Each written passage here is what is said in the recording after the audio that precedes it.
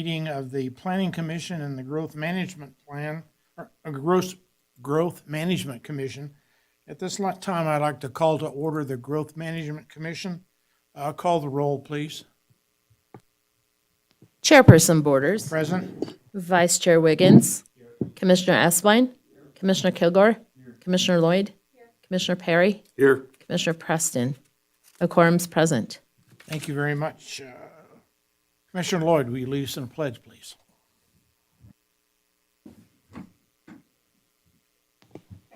Allegiance to the flag of the United States of America and to the republic for which it stands, one nation, under God, indivisible, with liberty and justice for all.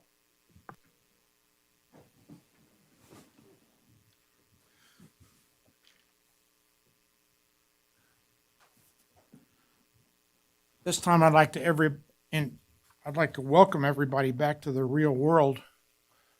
We're going to take public comment here in a second, but before that, I would like to put something on the record so that everybody understands how we're going to operate.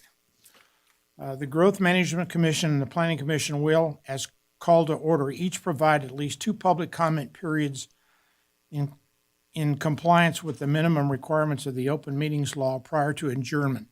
In addition, it is the Growth Management Commission and the Planning Commission's hope to include item-specific public comment. In order for members of the public to participate in the Growth Management Commission and the Planning Commission's consideration of an agenda item, the public is strongly encouraged to comment on an agenda item when it's called by the chair. No action may be taken on any matter raised during public comment unless the item has been specifically included on the agenda and is an item in which action can be taken. The chair will also retain discretion to only provide for the Open Meeting Act's minimum public comment and not call for or allow additional individual item public comments at the time the body considers an item. And that's principally the other option that we could exercise, which is to allow only public comment at the beginning and the end and not during each individual item. I, as the chair, personally feel that that's not appropriate for what we do. It may be more appropriate for the Board of Supervisors and other commissions, but I think it's important that we give the public an opportunity to be heard and to speak. The comments may be limited to 3 minutes per person or the topic of discussion. We would request that anyone that has comments to make, please try and keep them at the 3-minute interval. I hate to have to bang the gavel at people. If you have more than 3 minutes worth of information that you would like to be included in the public record, you can certainly submit that document to the planning office and they can include it in the record as additional material that you have. So at this time, the public is invited to comment on and discuss any topic that is relevant to or within the authority of the Growth Management Commission, including any matter that is not specifically included on the agenda as an action item. Are there any comments at this time? Hearing none. Approval of the minutes of the May 27th, 2020 Growth Management Commission. You should all have a copy of it in your packet. Are there any additions or corrections to these minutes? Motion to approve. All right, there's a motion from Commissioner Perry to approve these minutes. Is there a second? Second. Second by Commissioner Wiggins. Any further discussion? All in favor say aye. Aye. Opposed, no. And there should be probably 2 abstentions. I abstain. Yeah, for our 2 Commissioner new Lloyd. members because you weren't here. Okay.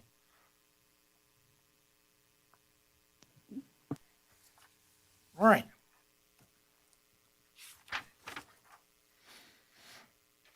GM 2021-0147 for possible action regarding the recommendations of the Board of Supervisors for a resolution establishing the maximum number of residential building permit allocations under the Growth Management Ordinance for the years 2022 and 2023, and estimating the maximum number of residential building permits for years 24 and 25, estimating the number of building permit allocations within the development and general property owners categories, establish a maximum average daily water usage for commercial and industrial building permits as a threshold for the Growth Management Commission review.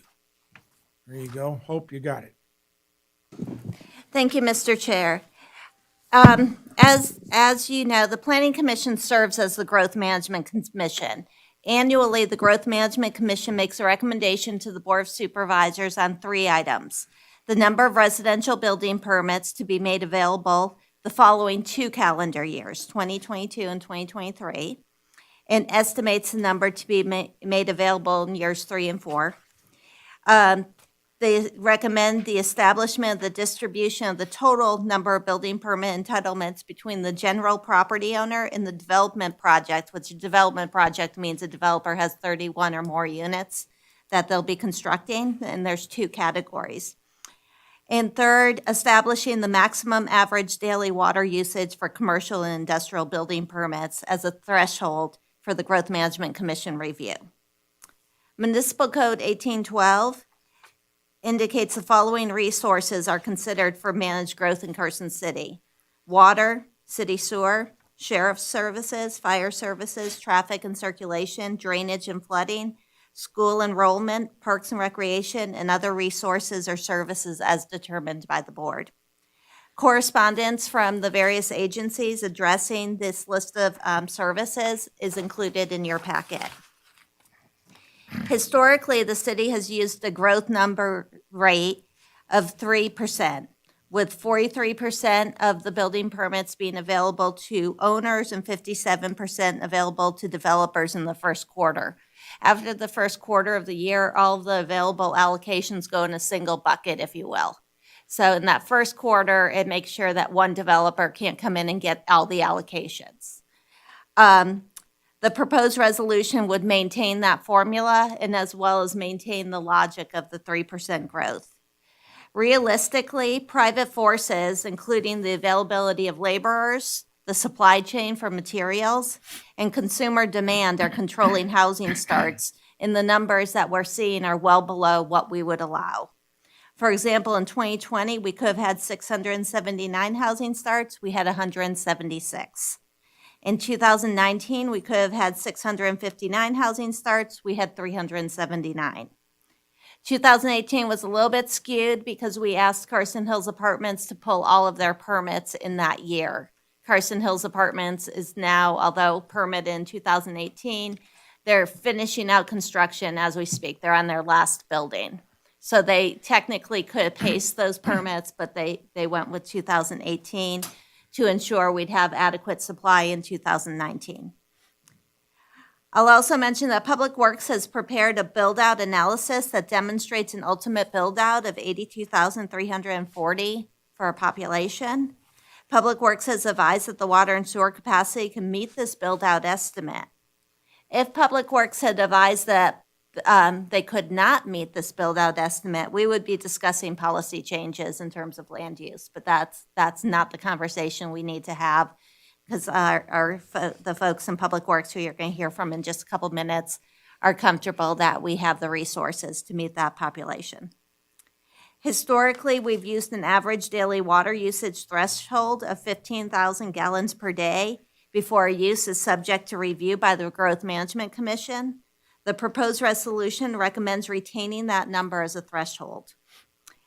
I do encourage the Growth Management Commission, though, to consider recommending policies to the Board of Supervisors regarding considerations when considering a use that will use more than 15,000 gallons per day. Ideas might be, does this use create quality jobs? Does this use promote economic development? Does this use promote tourism? There may be others.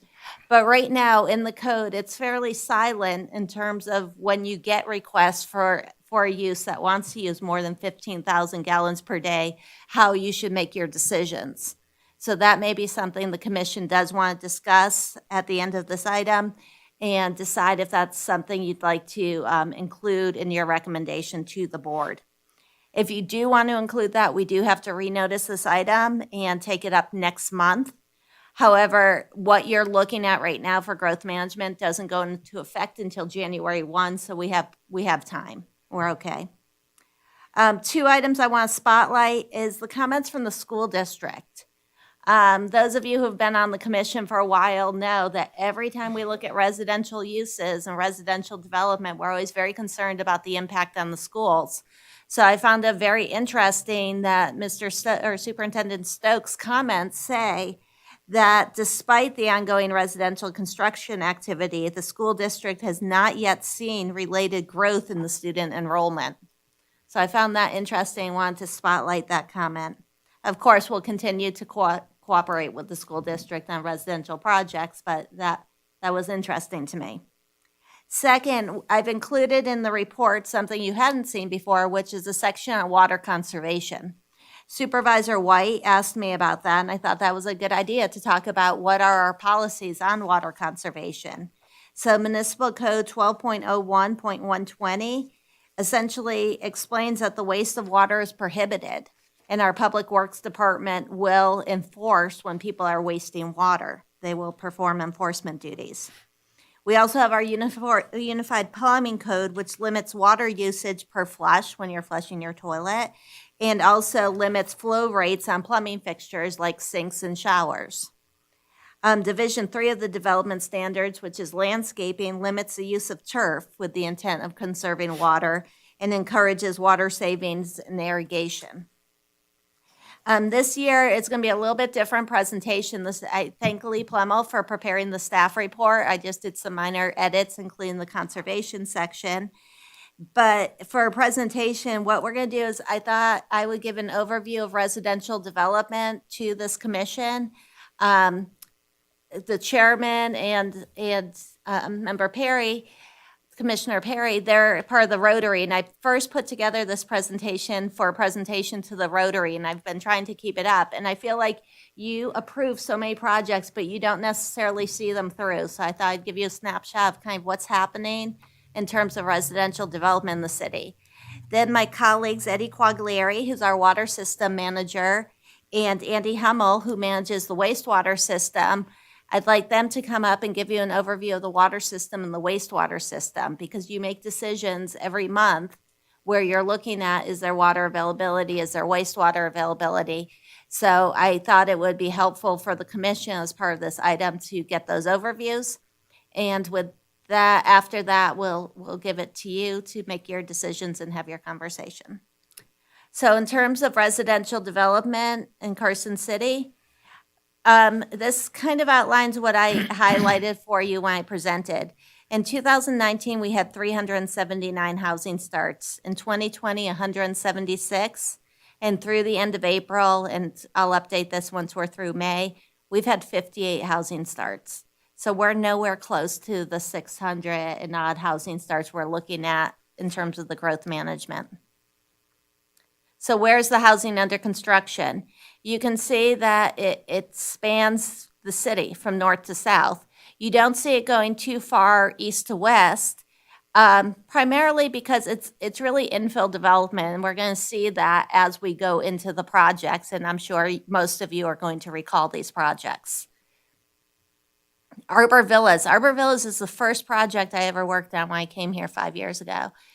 And that's over on Little Lane. So if you think about where the post office is on Roop, Little Lane is right behind there. And so this is certainly an infill area where people can walk into the downtown. Jackson Village is kind of behind JCPenney. This is off Eagle Station Road. I don't know if you've had a chance to drive in there. They're really cute houses on smaller lots. And they, I think they built all their exterior homes, and now they're building the interior homes.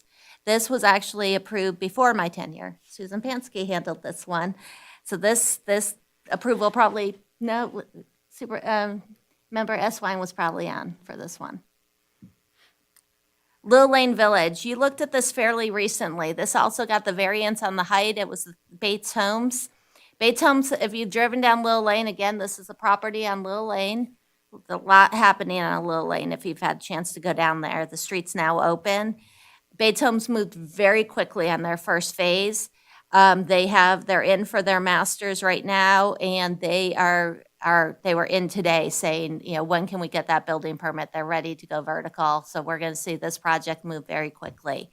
Although they will be in next month for a special use permit for a model home. Mills Landing is across from Mills Park off State Street, Mark Turner's project. This was also approved about 5 years ago, and they've been going steady. It's a townhouse project.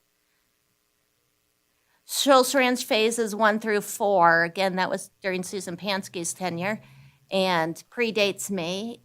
But they're still building it out. This is about 400 lots, and again, they are just going steady in the development. If you haven't had a chance to go down there, it's off Topsy, so it's in the southern part of the city.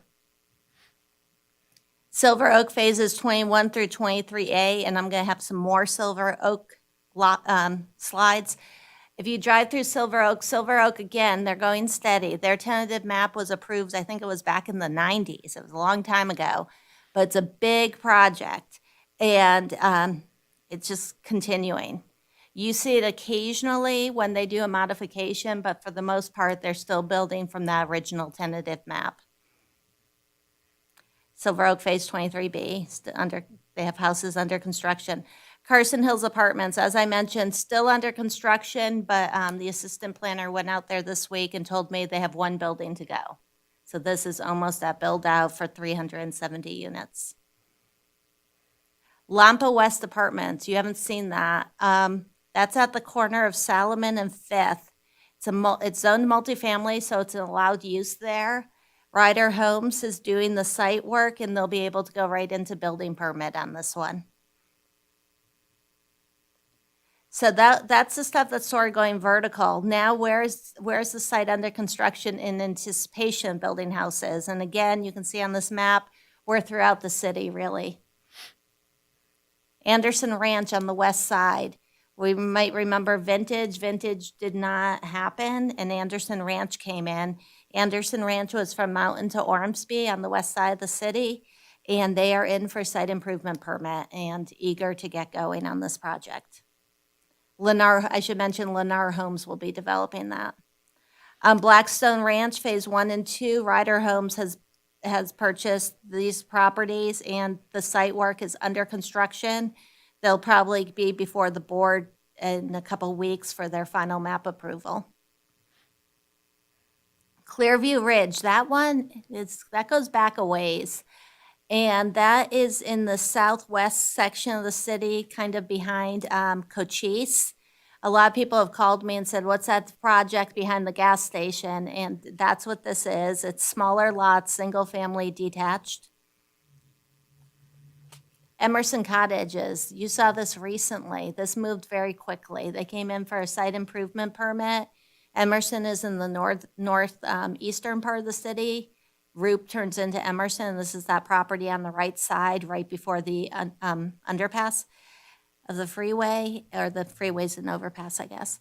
And this project has already come in for their site improvement permit. They bonded, they have a final map, and they'll be doing construction very quickly and moving forward on this. Schultz Ranch Phase 5, that was a new phase that came in. You looked at this in the last 2 years at least. They've already come in. They have a site improvement permit. They have a final map. They're building their infrastructure now, and those houses won't be far behind. I feel like I'm talking so long, but we have so much going on, so I just keep going and going, right? Silvercrest Condominiums, that was at the corner of Oak and Roland Street. They are in for a site improvement permit. This is where they're going to scrape the church and build over there, and that's in the southeast part of the city. Silverview Townhomes, this was also in probably the last year and a half. Northwest corner of Clearview Drive and Silver Sage Drive, Mark Turner's project. We had talked about whether the roads would be private or public. I think you probably saw this in the last 2 years as well, and they're in for site improvement permit. Have they come in for final map? No, just site improvement. Okay, we're reviewing the final map on this. Another Silver Oak Phase 24. You looked at this. This is where they kind of did the amendment to the PUD to incorporate part of the golf course into the phase. Brown Street Apartments, this is behind Slot World. Dwight Millard was in to see you on this one because it was a residential use in a non-residential zoning district. So I'm not, the last I checked, it was pending a site improvement permit. I probably need to double check and see if that's resolved and issued. And that will be another apartment building in that area. And then I just want to spotlight two other residential projects that they're not in for permitting yet, but I think they will be. Little Lane Apartments, you saw this just about a month or two ago where we increased the number of units. I think we're going to see this one moving very quickly. It's in for site improvement permit. I saw a bunch of emails on the site improvement permit just today. So this one, we're going to see them breaking ground very, very soon. Stewart Street Apartments, I want to include this one. This was a really interesting downtown mixed-use zoning district. The property has been purchased, and I haven't seen any of the construction documents yet, but I do believe this one will be moving as well. So I want just to give you that overview because I feel like you see the projects when they come in for their entitlement, but then you don't necessarily see what happens after. So I wanted to give you that chance. And with that, I'm going to ask Eddie Quaglieri and Andy Hummel to come up and make their presentations on the water and the sewer. Okay, who's going first? You, Andy? Yep. Okay. Whoops, wrong thing. Is it the one that says city water? Yep. Okay. Oh, wait, do a slideshow. Okay, here. Good afternoon. For the record, Andy Hummel, Wastewater Utility Manager for Carson City. Today, Eddie and I wanted to give you guys an overview of our water and wastewater capacity here in Carson City, and especially how that looks as we get towards build-out. Since I tend to be the end of the line, Eddie decided that I should go first for some reason. So all the wastewater generated here in Carson City, we actually treat at our Water Resource Recovery Facility, or WRF as we call it, which is located out on 5th Street. If you've driven by it or ever wanted to, or let me know. But we currently treat about 5 million gallons a day at the plant. That varies year by year, as you can see on the graph there. That variance depends on growth. We do see that trending upwards a little under 1%, but it also depends heavily on what kind of year we're having, whether it's wet or dry. It's influenced by water rates, how much people pay for water. That can kind of slow them down a little on if they're all of a sudden paying for more water, they'll conserve a little. Hope mentioned code changes earlier. We can see that make some impacts. But last time we really saw that was in the early 2000s, and the building boom we had then. Really didn't see the flows go up, even though there was a lot of boom. People basically taking money out and rebuilding bathrooms, things like that with low fixture units. Like I said, a wharf is currently permitted at it's 6.9 million gallons a day is our annual average flow we're allowed. When we hit 85% or roughly 5.9 million gallons a day, facility planning effort is triggered in our permit. And that's when we'd start looking at what our next level of flow treatment would need to be at the plant, whether that would be build out for the full 82,000 and change residents or some lower number. Kind of depends on the processes that we'd want to use at that time to meet our permit requirements. Actually overbuilding the plant kind of wastes infrastructure and can waste money, so it doesn't make sense to build it for that full need all at once. As I said, our flows have trended upwards over the last 10 years. We see that at just under 1%, that upwards trend. The census over that same time frame showed a growth rate about 1.2%. Per year? Yeah, yeah. We do reuse 100% of the water once we've treated it at the wharf. And basically what that means is we don't have the ability to discharge to the Carson River. So in the winter, we store it at the reservoir up in Brunswick Canyon, and then in the summer, we reuse it at the 3 local golf courses and the prison farm. We're in a pretty good spot right now, balance-wise, where we're producing roughly the same amount of water we need for that irrigation. But in the future, we will be driven to find additional areas and methods of disposal. In light of that, we are finalizing a reclaim master plan update right now to help provide a guide and those triggers as we reach that. Mr. Chairman, can we ask questions as we? I'm good with it. Yeah, sure. Yeah. Okay. Andy, which golf courses use the treated effluent? Silver Oak, Eagle Valley, and Empire. And Empire? Yep. And it's stored in a reservoir up in Brunswick Canyon Yeah. during the winter, and then it's used through the season. Yep. And your exactly. capacity of storage is adequate right now for the, Yeah, we have a capacity of 3,000 acre feet in that reservoir. We produce about 5,600 acre feet right now through the whole year. okay. We're currently at about half on that capacity. or Is there less. any other place where treated effluent goes? Does it infiltrate into the ground? Some does, yes, through that reservoir.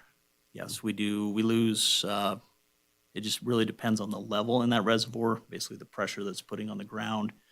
But we lose anywhere 1,000 to 2,000 acre feet a year to infiltration. Infiltration? Yep, So here's the question that I have to ask for both of you. yep. So if 100 gallons goes out as fresh water, how much comes back to the treatment plant as, what's the ratio? In the winter, the ratio is pretty high. It's almost 1-to-1. It's probably about 90% actually. In the summer, a lot of the household usage goes to irrigation. So of the total resource that we use in the city, irrigation, the golf courses, domestic uses, were between 25 and 30%. Last time I looked at it is effluent. So 25 to 30% of the total gallons come back over an annualized basis? Yep. Okay, thanks. I've always wondered that. Yeah. So the other part of the equation is our conveyance system. Can't really treat it if we can't get it to the plant. So our conveyance system through the city, we have about 230 miles of pipeline. We also have 5 sewage lift stations, basically to lift the sewage so it can gravity to the plant. 4 of those are out spread around the city, and then we have one right at the treatment plant. We do look at that, the capacity on that side as well. Last time we looked at that was in 2017. We did a pretty extensive modeling effort at that time. The model was parcel-based.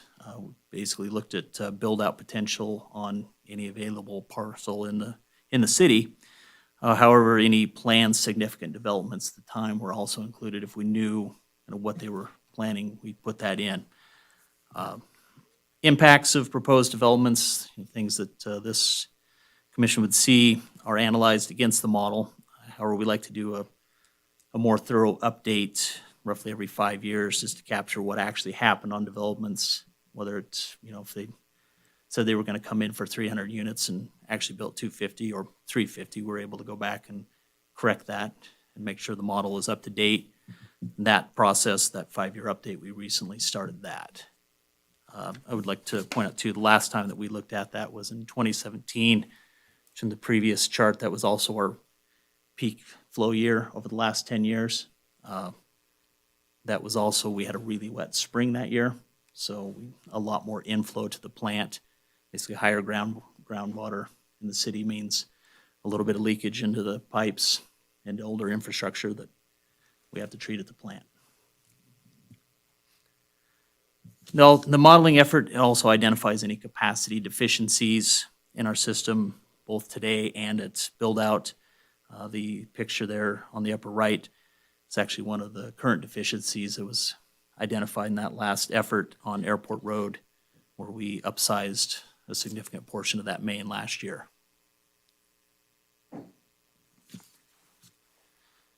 Our ability to provide an adequate level of service is also influenced by condition of our infrastructure. For our conveyance system, we rely on video inspection, basically a robot tractor that has a camera on it.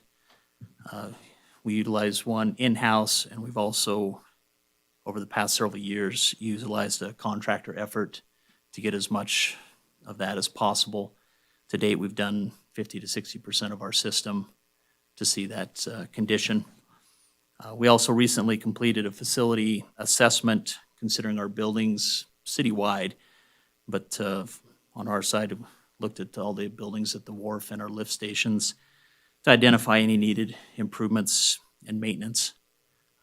We did an energy audit 7 years ago with San Francisco State University. They reached out to us recently to repeat that effort with them this summer, basically look at their improvements to light fixtures, how we operate equipment, controls on equipment, things like that. Does it make sense to operate something at night if we can versus daytime, that kind of stuff, to see if there's any efficiencies to be had.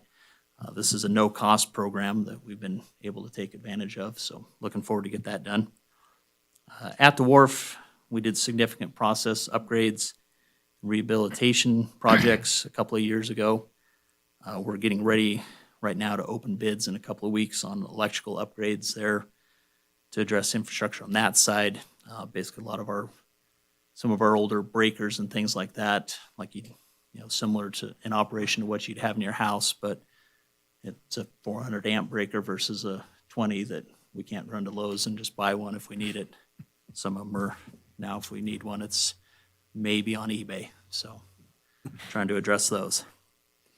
We've also been upgrading our lift stations recently. 2 of our off-site stations undergone rebuilds.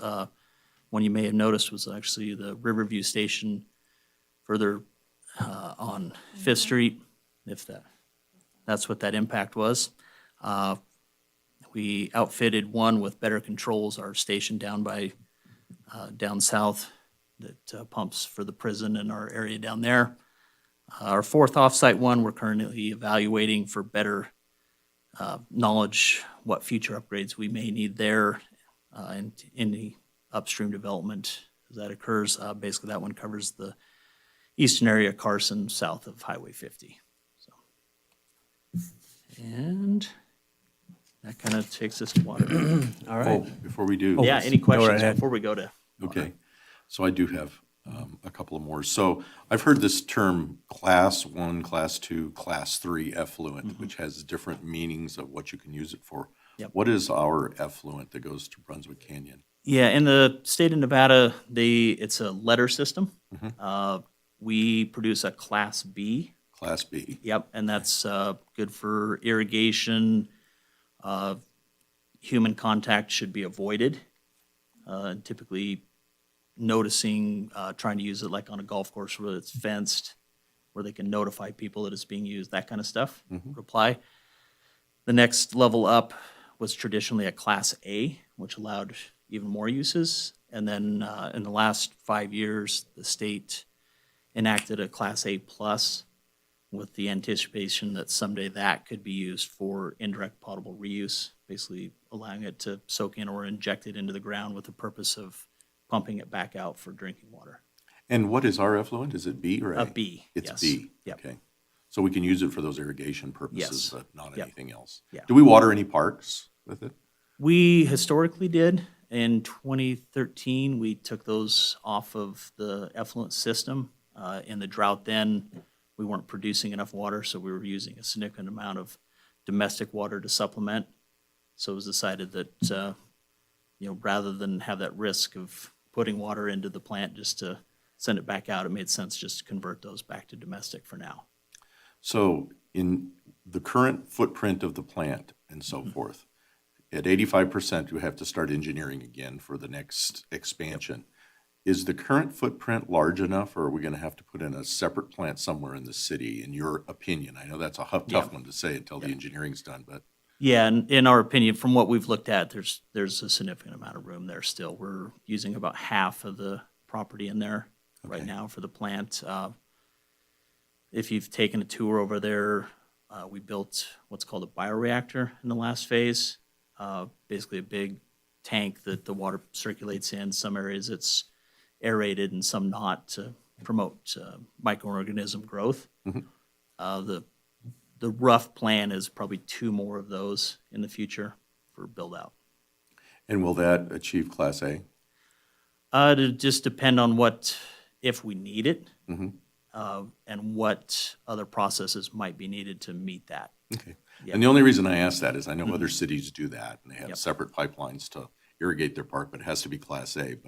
But once that's done, it frees up a whole lot of fresh water in the system for future growth in the city.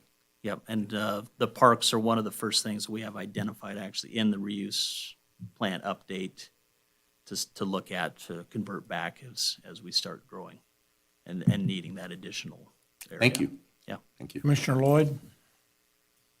Is there any plan to look at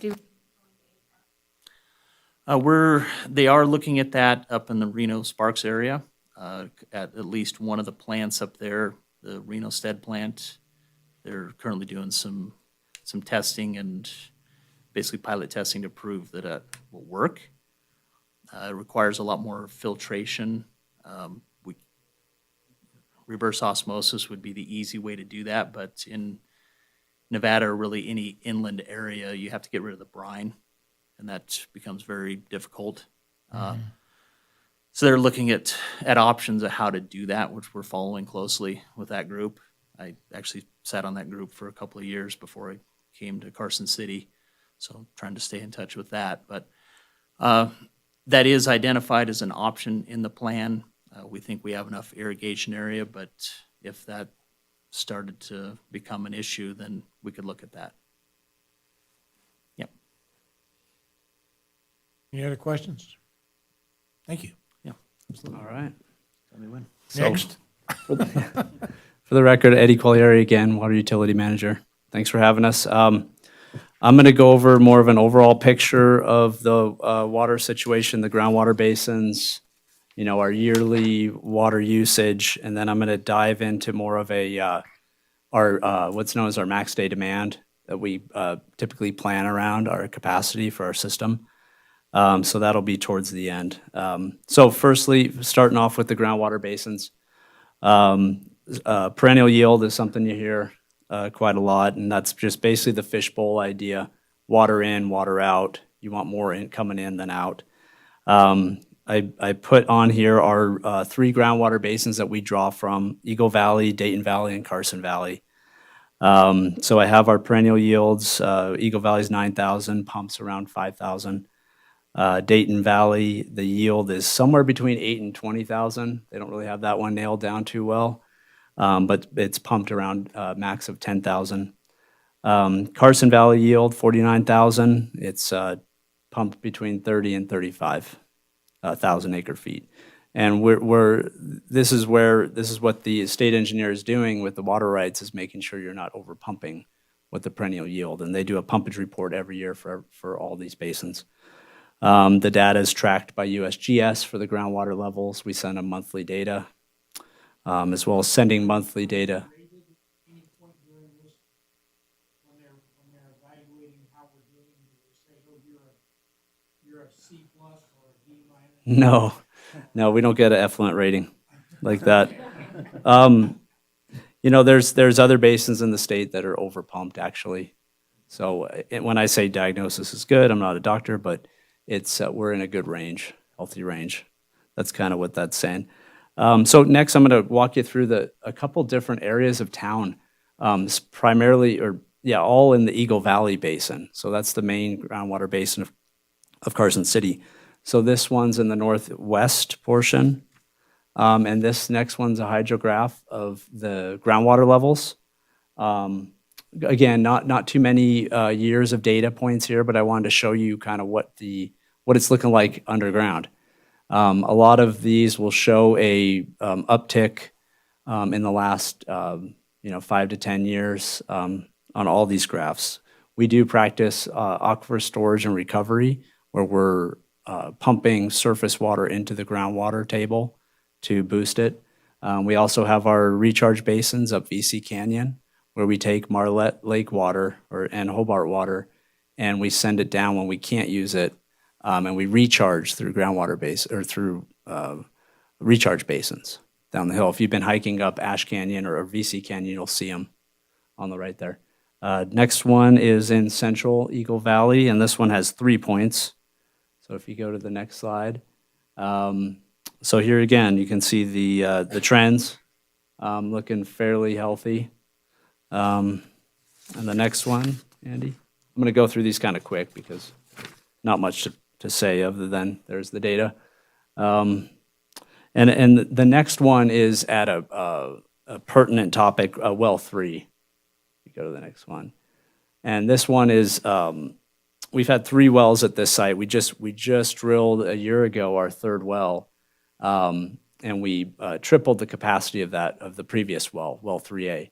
But this is showing you the groundwater levels there. This is the one on Winnie. Yes, correct. Thank you.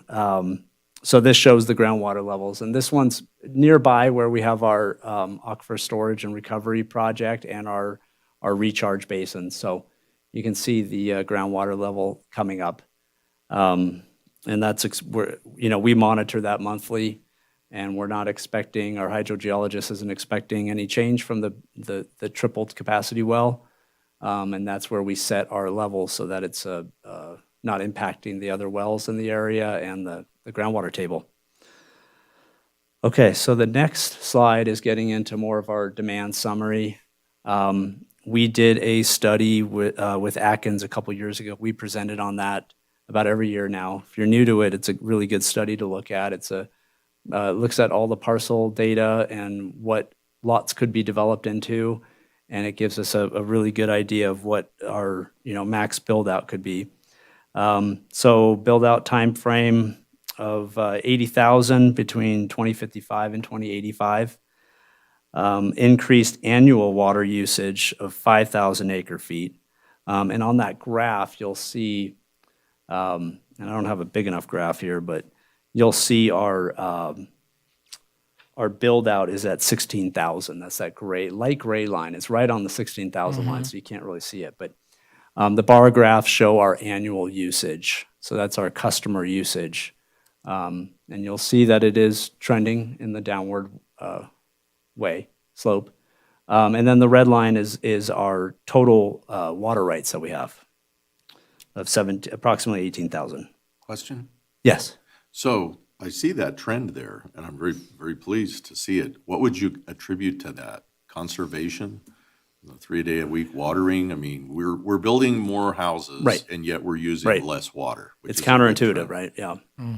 So I think it's a matter of, we had a rate increase in 2013, and that lasted till 2017. That's within this range. That might have some impact on usage.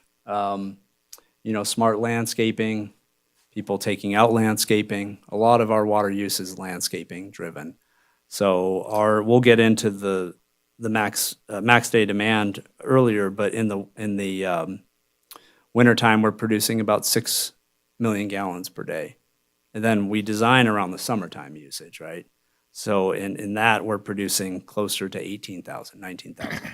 So that shows you how much is going to that irrigation, like you were talking to. what percentage is that? Is going to yard irrigation and so forth? I want to say it's around 75%. 75% of Yeah. the water goes to watering yards. Okay. Yep.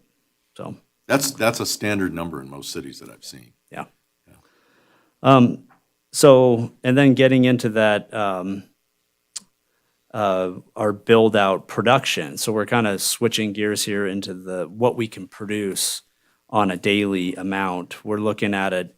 So we're going to be using 5,000 acre-feet more water over the year, which is under our total amount of water rights. But what do we need to produce on a given day? And on the max day in the summertime months, your July, August months, we need to produce about 8 million gallons per day more than what we can produce right now. So we've built in a 20% buffer to that as well. And I'm going to get back to that, but before that, I just wanted to show our water sources portfolio. This kind of just shows all the inputs that come into the Carson City water system. I'm not going to go through all these, but just to give you an idea, there's a multiple sources, and we're lucky in that sense that we have all these multiple sources. So it's a mixture, about 25% surface water, 75% groundwater. The next slide, I'm going to walk you through kind of our planning, and this talks to that max day demand. What do we need to produce in the future to meet demands in the summer? Go over a couple projects that we've completed. East-west transmission main. This doesn't really have anything to do with production, but it brings a lot of resiliency and redundancy to the west side of town. And we're able to actually do a lot of projects on the west side because we have this alternate source to move water. And that's water coming from the town of Minden. And before this project, it dumped into more of the center of town, and now we can bring it all the way over to Quill Water Treatment Plant, where we can move it across town. So that was completed in 2021 and is a great enhancement to our water system. Well 3, so the last time I presented, we talked about all the different projects we needed to do to hit our production goals. And well 3 was one of them. Well, we've completed well 3 now. It was about a 2-year process to drill it and to equip it, and that's the picture you see on this slide. It added 1.87 MGD to our existing total capacity. Quill Water Treatment Plant, I presented that last time as well, that was going to, needed to be upgraded so that we could treat all the water that's come into it. Right now, we can only treat about 1.5 MGD. And we're looking at going to 6 MGD with that. We're currently in design process with Loomis and Jacobs Engineering. This project has, it's not just growth related. We have conjunctive use, using more of our surface water so we rest our groundwater for times of drought. It's water quality driven as well. That same water that we're injecting in our wells actually blends down naturally occurring minerals in the groundwater, so we can use those wells more. That also boosts our groundwater table. So it's demand related, but it's a much more project than that. It has a lot of benefits to it. And then our next redrill, and I'll show you on this next graph on what all these projects mean as far as our build out production. But well 4 redrill, that's slated for 2024. And we also have a project for a new induction well, and that's a well that's near the Carson River. We have 2 wells there currently. We'd like to add a 3rd one. Those pump from surface water rights from the river, but are pumping groundwater. So the next slide, more of this will make sense to you. So this slide shows our max day demands, our peak day demands over the last 10 years. And you can also see that trend that you were seeing on the yearly usage. In 2020, we hit a max day demand of 17.65. Now, taking that line and holding it steady throughout build out, we'll end up with this blue dashed line of about approximately 35 MGD. So that's our build out number we have to get to, and that's including that 20% buffer. That's that 8 MGD extra that we need. Well 4 is the orange line in there. Okay, so the red line is our current production. We currently can produce 26 MGD with everything working correctly. Adding to that line, we have well 4, the orange line, that adds 1.4 MGD. Quill adds another 5 MGD. And the induction well adds another 2 MGD. And that's what it would take, those projects, and Quill's already in process, to get us to that 35 MGD with the 20% buffer. And so the last line shows the blue solid line shows all those combined projects to get added together, basically. So, and with that concludes our presentation. As you can see, both are complex dynamic systems. We're lucky to have a diverse water portfolio, like you saw on the one slide. We've secured water rights in the basins for a healthy growth. And we have a strategic, smart, resilient plan to increase production, as you saw on the last slide. So with that, we'll take any questions. I have one question and one comment. One is, that was a very good presentation and helped me understand it much better.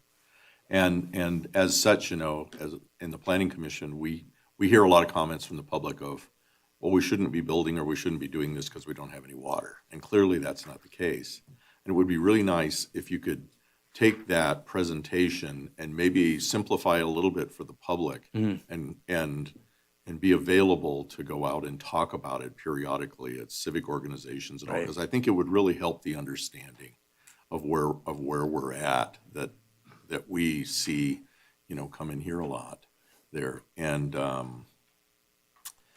don't know, I guess that was really my one comment. So thanks for coming in. Appreciate it. Thank you. And Both of I'd like to thank you guys. I know, a year ago or 2 years ago, when you first did your study, we thought that this should be an integral part of this plan, and I certainly appreciate it.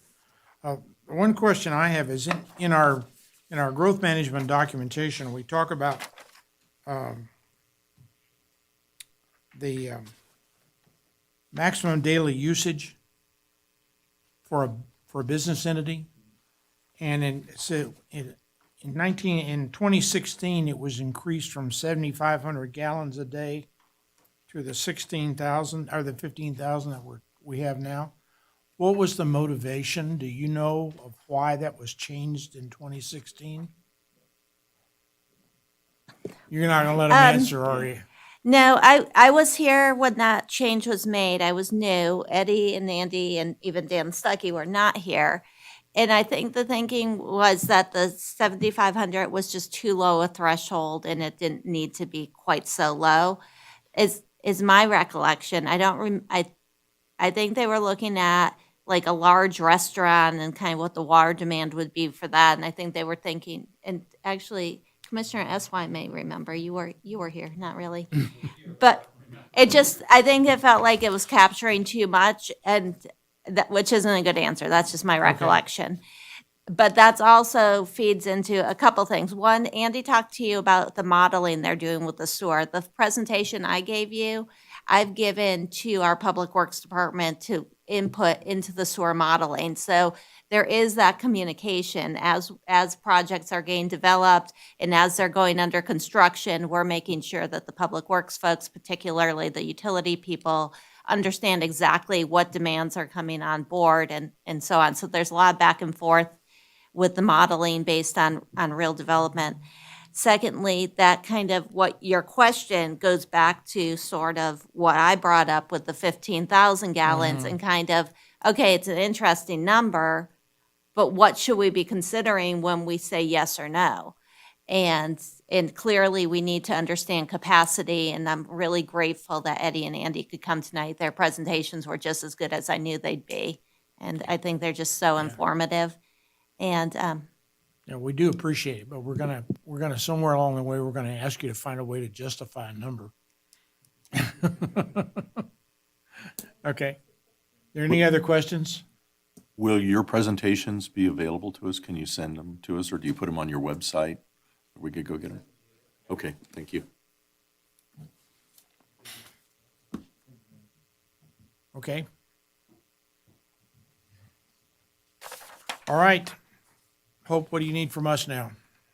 I'd like you to talk about whether or not on the 15,000 gallons per day, you'd like to recommend to the board any type of policy, inclusion of policy on that in terms of what type of uses should be allowed if there's the request for more than 15,000 gallons per day. If you feel like that's not necessary, that's fine as well. I just think it might be helpful to the board. You don't get these very often. The last one I can think of was an RV park off Hot Springs, kind of behind Sassafras. You had a request on that. And, yeah, you just don't get these very frequently. And you have, your next item is a request for one, however, we have a request to continue that item. But it got me thinking, on what basis do you say yes or no? So Yeah, I would well, ask you to have that conversation. I think that's the issue, because the number, although it's a number, seems to be a little arbitrary and capricious, Where did it come from? What does it really mean?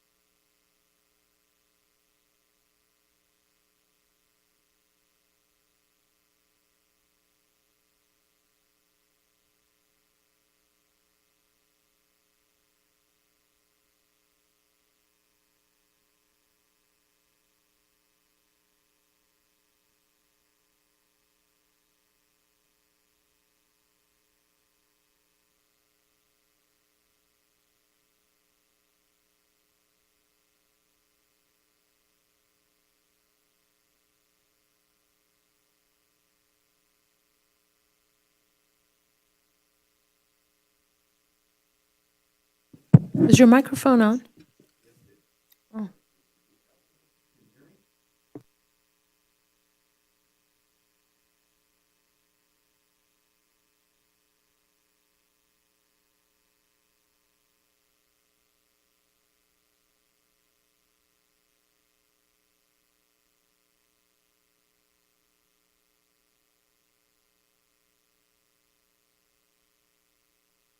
No, Hope, I cannot. My system's hooked up to the microphones.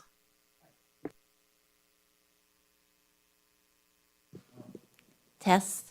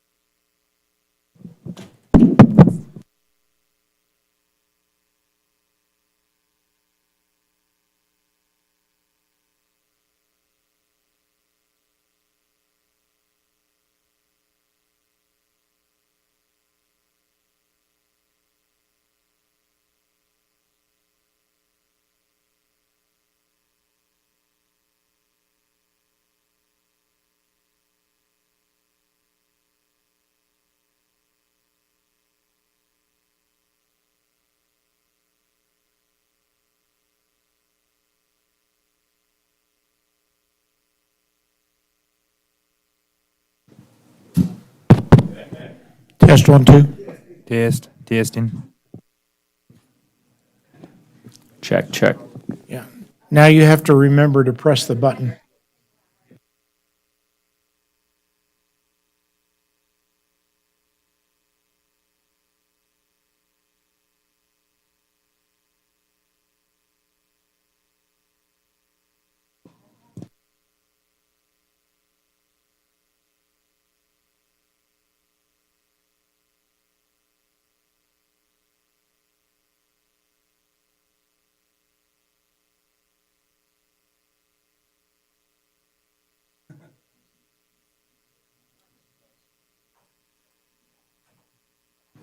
We'll wait another minute for Commissioner Lloyd to be back.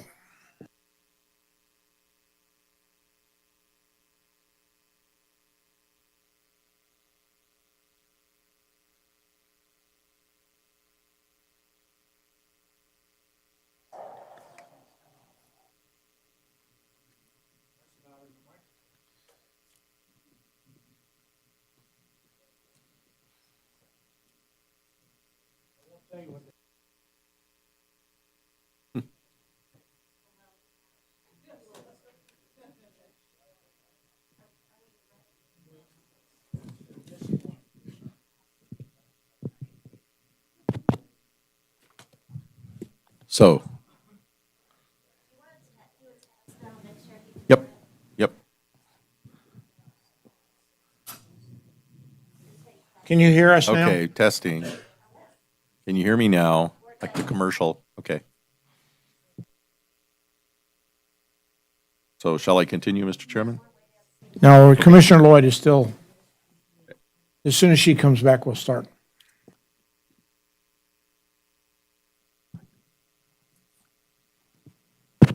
And Commissioner Eswine is number 2 in the queue.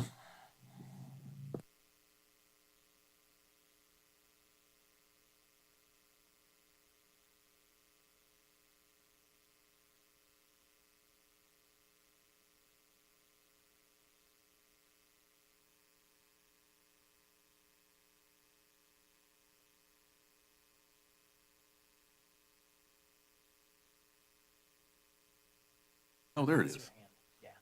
Thank you. How are you doing? Good. C2, right? There we go.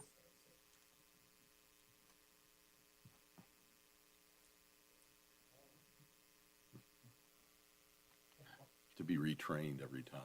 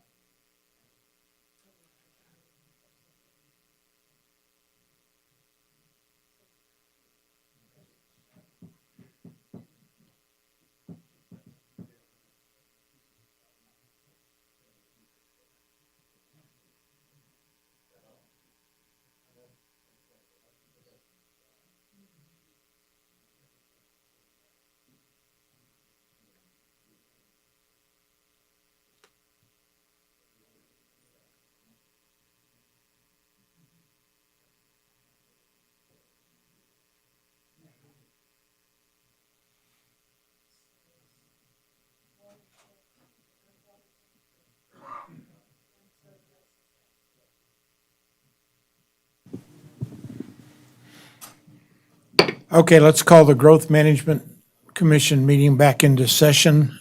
Commissioner Perry, you had a question?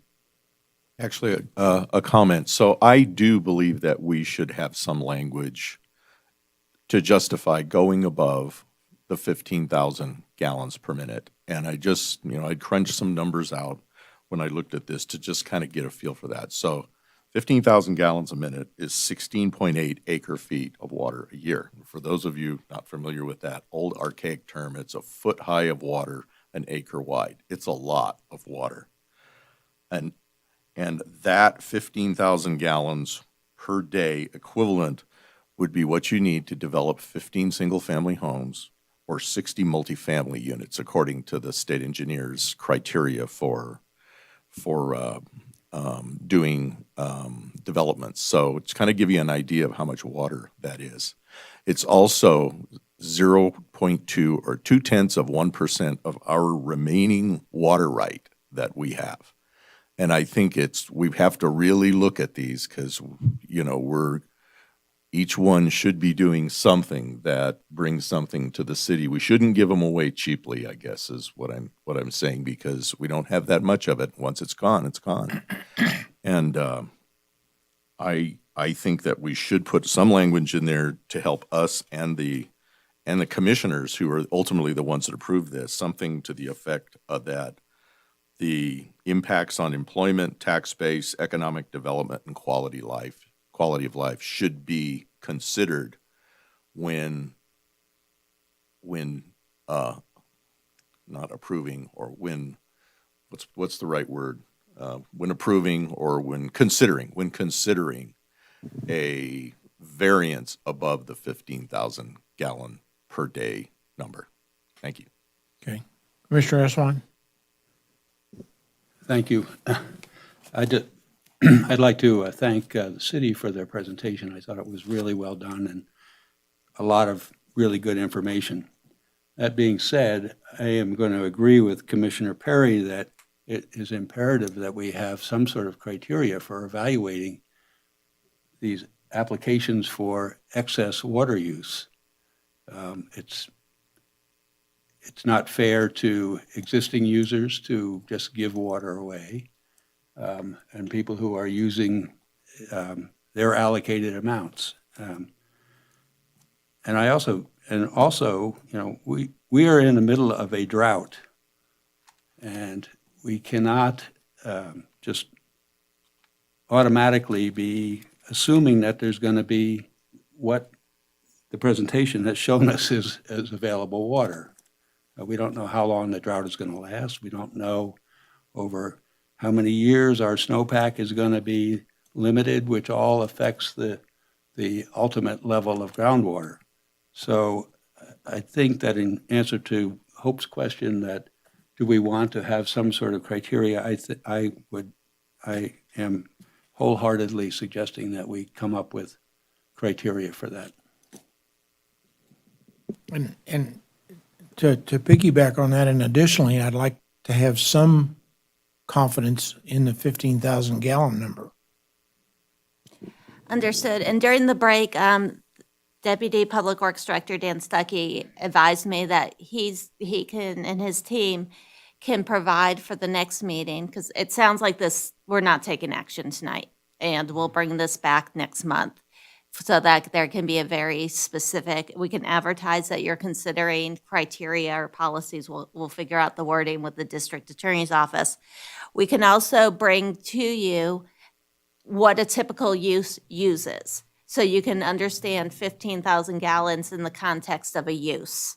And Dan Stuckey has offered to work on that with his team so that you can understand, okay, well, this type of use uses X, this type of use uses Y, and have some context for that number, since we can't remember the context anymore. I think that'd be wonderful. Yeah, we're happy to. And I think it's also, even whatever the context was 5 to 6 years ago, we saw the graphs, we listened to the discussion about, water saving, plumbing fixtures, things like that. So what a restaurant used 5 years ago isn't necessarily what a restaurant's using today. So I think there's some benefit in having updated illustrations for you. And I think at the end of the day, it's just going to be very helpful to have some criteria or policies to look at when you make these decisions. And the only other thing that I would like to consider, at least I'll put it out there, is my favorite graph that you have. The one that shows the number of permits, all right, and the growth rate of 3%.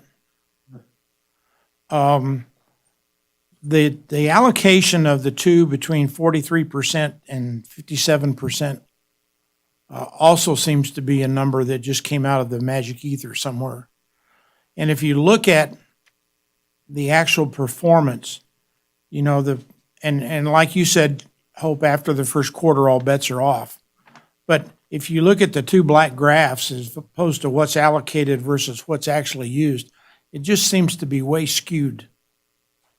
You know, if the allocation was 25-75, 75 being domestic and 25 being commercial, I think the same process works, but this is just a graph to be a graph.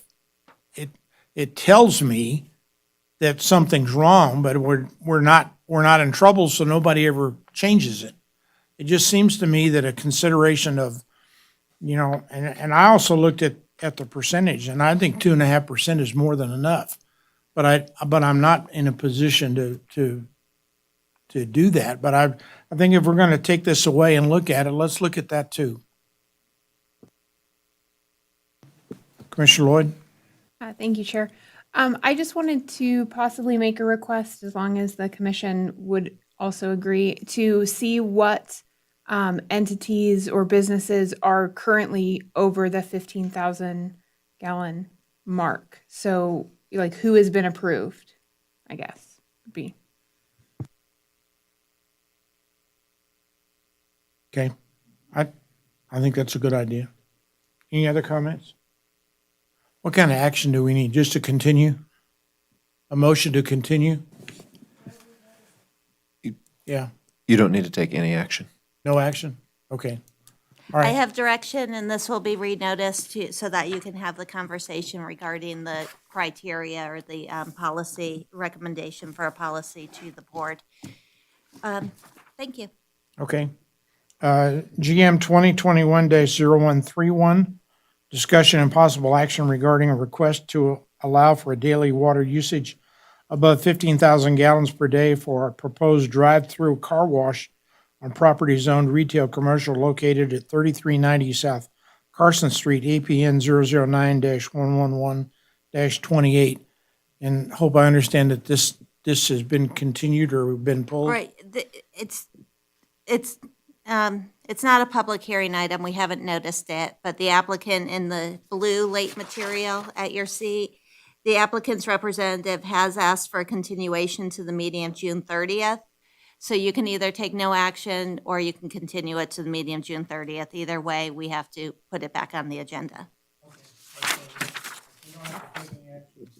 If we don't have to take any action, let's don't take any action. Okay, I'm good with that. Thank All you. right.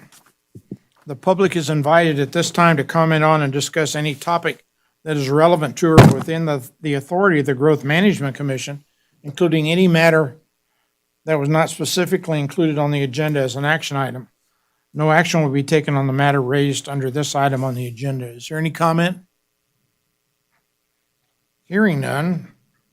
Can I have a motion to adjourn the Growth Management Commission? Okay. Motion by Mr. Wiggins. Is there a second? Second by Commissioner Eswine. All in favor, say aye. Aye. Opposed, no. Motion carries. We're adjourned. All right. At this time now, I'd like to call to order the Planning Commission. It's still May 26th. It's 6:15 instead of 5 o'clock. Roll call. Chair Borders, Present. Vice Chair Wiggins. Commissioner Eswine. Commissioner Kilgore. Commissioner Lloyd. Here. Commissioner Perry. Here. Commissioner Preston. A quorum's present. Thank you. Members of the public are invited to address the commission at this time and comment on any matter that is relevant to or within the authority of the Planning Commission, including any matter that is not specifically included on the agenda as an action item. Is there any comment at this time? Hearing none, the next item on the agenda is the approval of the minutes of April 28th, 2021. Are there any additions or corrections to the minutes? Move to approve. Commissioner Perry moves to approve the minutes. Is there a second? Second by Commissioner Wiggins. Any further discussion? All in favor say aye. Aye. Opposed, no. Motion carries. All right. LU 2021-0130, discussion and possible action regarding a request for a special use permit to construct a guest building and detached garage resulting in the cumulative square footage of accessory structures exceeding 75% of the size of the proposed primary building on property zone mobile home 12,000 MH12 located at 2754 Dory Way, APN 008-181-22. Heather. Thank you, Heather Ferris, for the record. The subject property is approximately 1/3 acre, currently vacant and zoned mobile home 12,000. The applicant intends on building a 1,680 square foot primary residence, a 693 square foot guest building, and a 900 square foot detached garage. The primary residence is a primary permitted use and therefore does not require any special use permit. However, per Municipal Code Section 1804-085, subsection 3, a guest building is allowed in the MH12 zoning district subject to first obtaining a special use permit and meeting the requirements of Division 1.4 of the development standards. Additionally, with the construction of the guest building and the detached garage, the cumulative square footage of all detached accessory structures will total 1,593 square feet, or 94.8% of the primary structure. Per Municipal Code 1805-055, since the cumulative square footage exceeds 75% of the primary structure, a special use permit is required.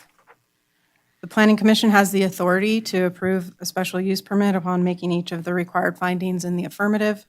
Staff has made all 7 findings and is recommending approval subject to the conditions included in the staff report.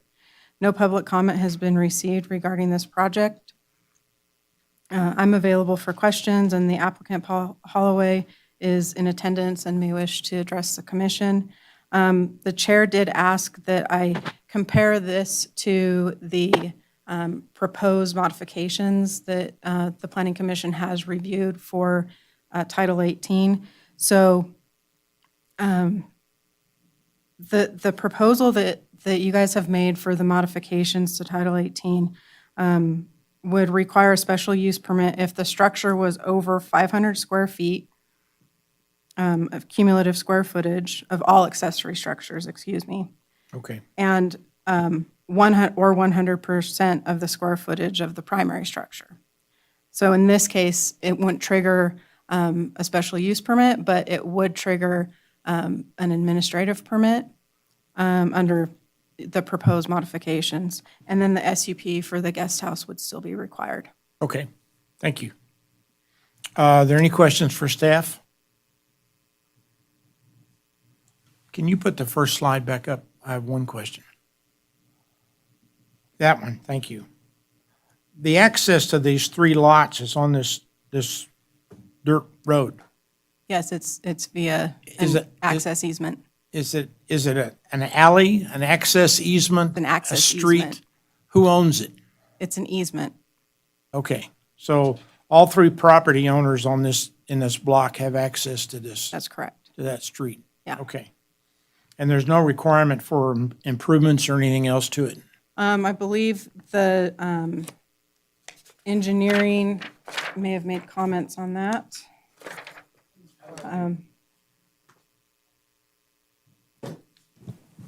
Randy Rice, city engineer for the record. Yes, Hi. they are, thank you for being here. They are going to be required to have a 12-foot wide paved driveway to the structure where the vehicles will be parked. Okay, but that's on the property? All the way to the apron, to the street Okay. on Dory Way. Oh, so they'll have to come out, they'll have to go out to the street? Correct. Okay. Is this property owner required to pay for all of that? That is correct. Okay. All right, any other questions for staff? All right, applicant? All right.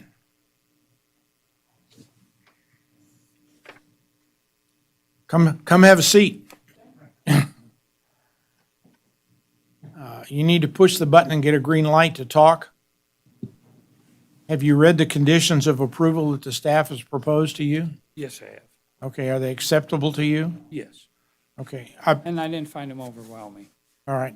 You're gonna have to be, Staff you're has gonna have been to come excellent. closer to the mic. I didn't find them overwhelming. Okay, And I found the process with Heather excellent. okay. And I was a little surprised, but pleased. All right, in this particular picture, there's an RV and a boat. I'm assuming they're either gonna be relocated That or, lot has changed. It's been cleared. Yeah. I've built perimeter Yes. CMU walls on 3 sides of it. Haven't looks very closed nice, off by the way. front yet, okay, but it doesn't look like that presently. okay. Any other Mr. questions Chair- for the applicant? Mr. Chair, can we have the applicant identify himself? Oh, I'm sorry. All Oh, Paul Holloway. right. Mr. Perry? Mr. Holloway, I just had one question here.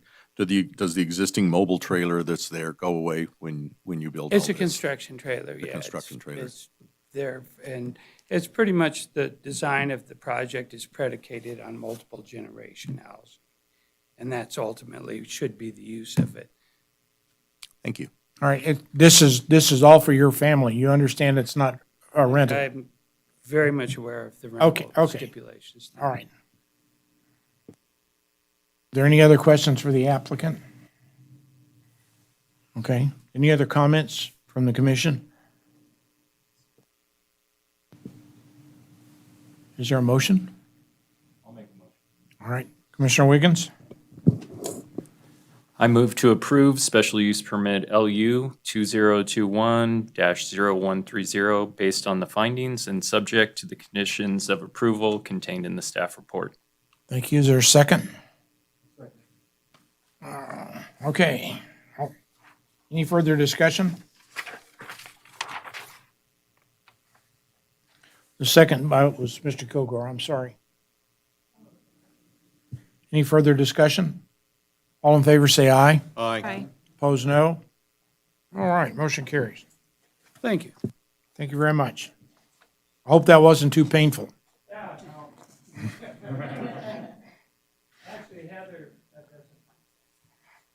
LU 20, good, okay, glad to hear that.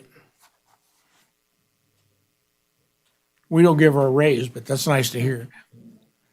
LU 2021-00148, discussion and possible action regarding a request for a special use permit to construct an accessory structure that exceeds 75% of the size of the primary building on property zoned Mobile Home 6000, MH6, located at 1120 Claudia Circle, APN 009-657-40. All right, Heather.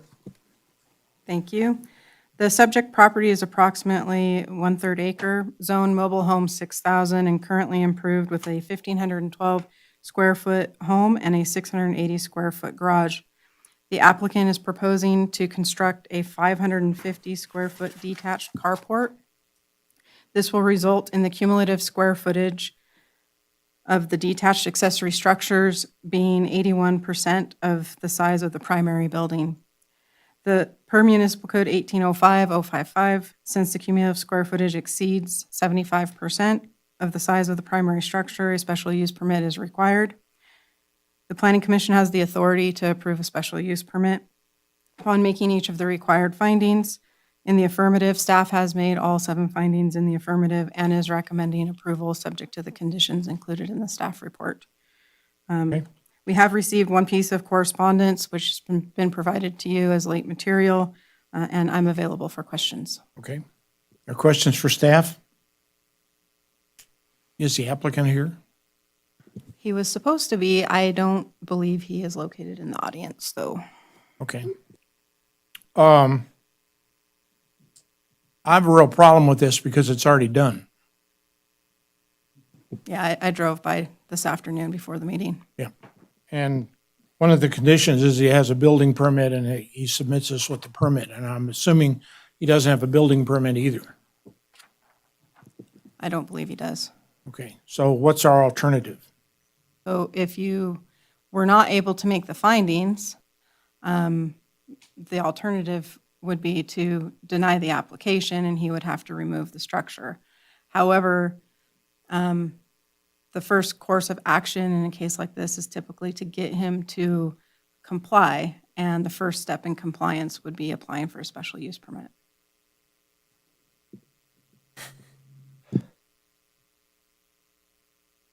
Beg for forgiveness, right?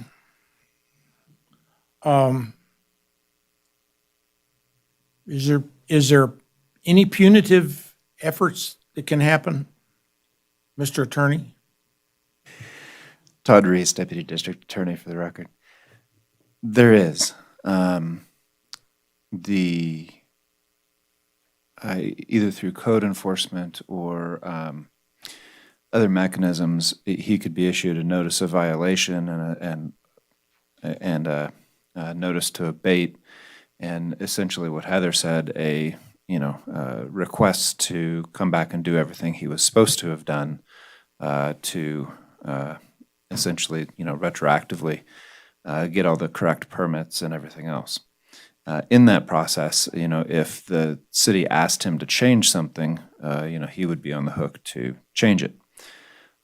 If he simply refused to comply, then there are certain steps that could be taken to issue him a misdemeanor citation or ultimately to ask him to remove the building.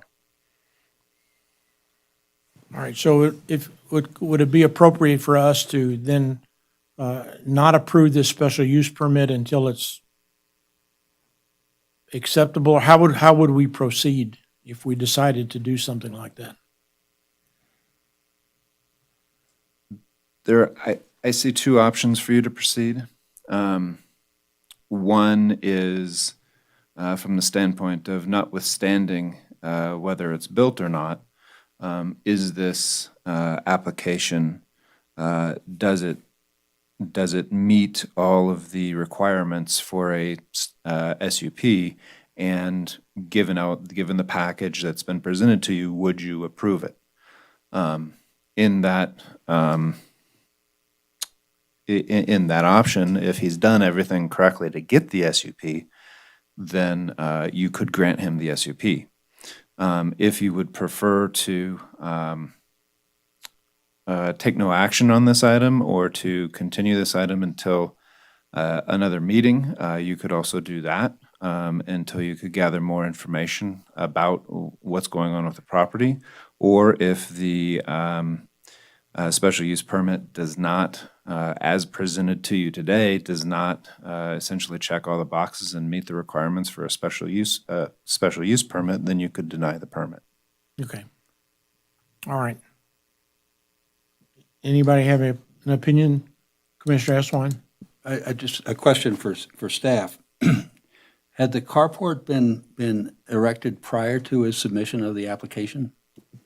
I don't believe it had.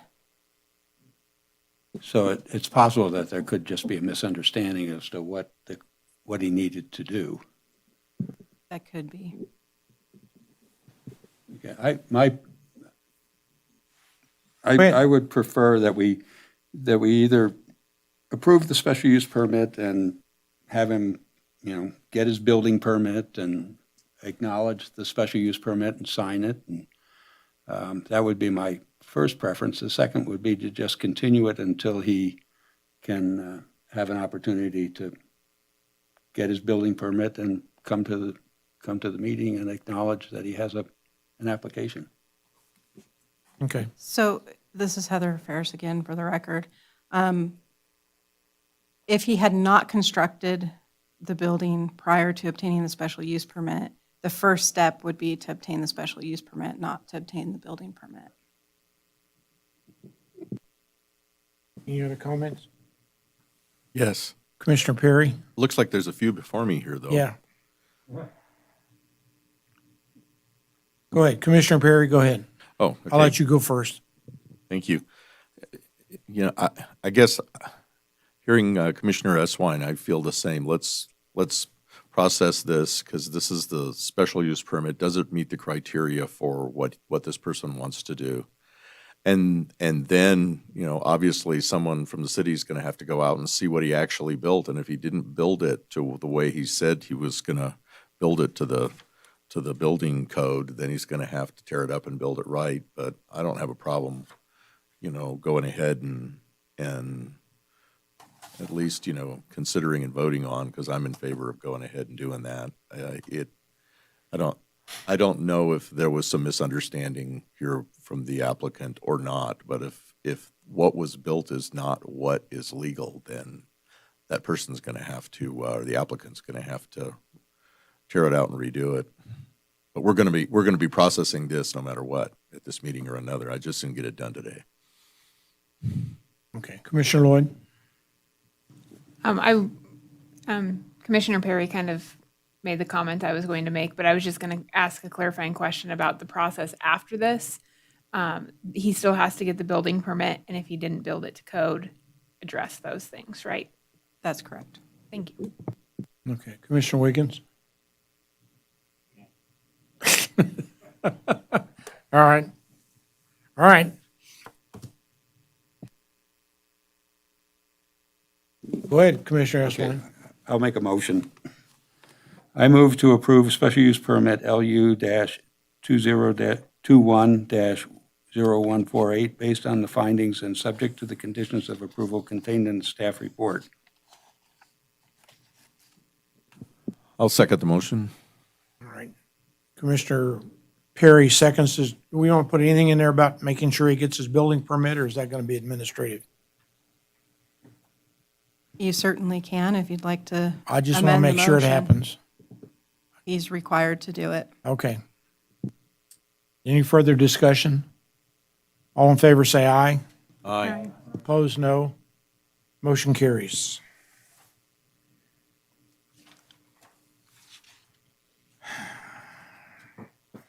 Discussion and possible action regarding a request for a tentative planned unit development, PUD 2021-0132, that would create 12 single-family residential lots with a minimum lot size of 29,300 square feet and approximately 3.75 acres of open space on property zoned single-family 1 acre located on the west side of Longview Way, north of Bedford Way, and south of Kensington Place, APN 007-061-61.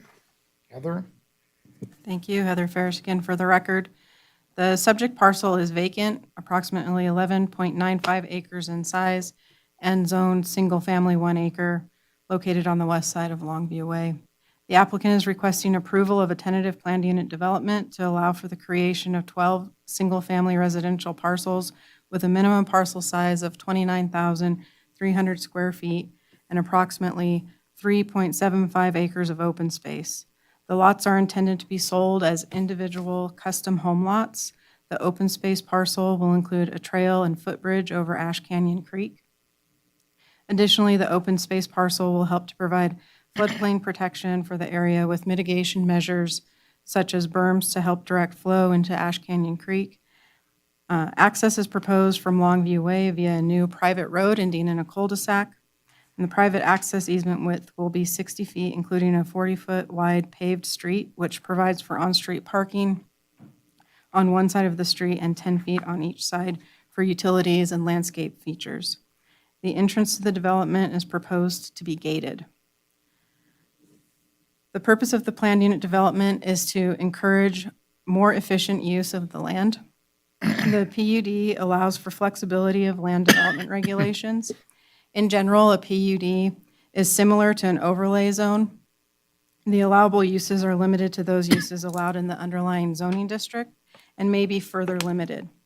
The allowable density is limited to the density allowed in the underlying zoning district. And the general concept is that the PUD can allow for a clustering of the development with the balance of the land being used as open space and with recreational amenities. The applicant is not seeking to modify any allowable land use and has included architectural and development standards in the application.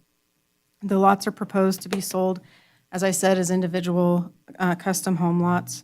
Therefore, instead of providing specific elevations for review and approval, the applicant has provided a sampling of photos with traditional and contemporary architectural features, along with design guidelines and development standards to provide for flexibility in design for future homeowners while promoting compatibility with the surrounding existing neighborhoods. The applicant has proposed setbacks consistent with the SF1A zoning district and is seeking a reduced lot size, as I indicated. The front setback would be 30 feet, the rear setback would also be 30 feet, and the side setback would be 15. Parking standards will be met by providing a minimum of 2 on-site spaces for each lot, and guest parking would be accommodated via on-street parking. Per municipal code, the project will require a minimum of 3.58 acres of open space. As proposed, the project includes 3.75 acres of open space, which, as I noted, includes a trail which is proposed to be connected to the existing trail system to the southwest. The open space parcel will also provide for floodplain mitigation with 2 channels, also referred to in the application as berms, that will direct flow back to the creek when necessary. The mitigation will provide for some level of protection for the project area. Additionally, a letter of map revision will be required to remove the westernmost lots from the floodplain.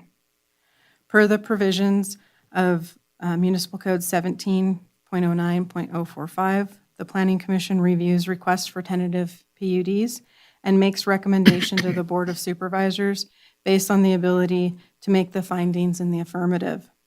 Staff has made all required findings as detailed in the staff report and is recommending approval to the subject to the conditions of approval outlined in that staff report.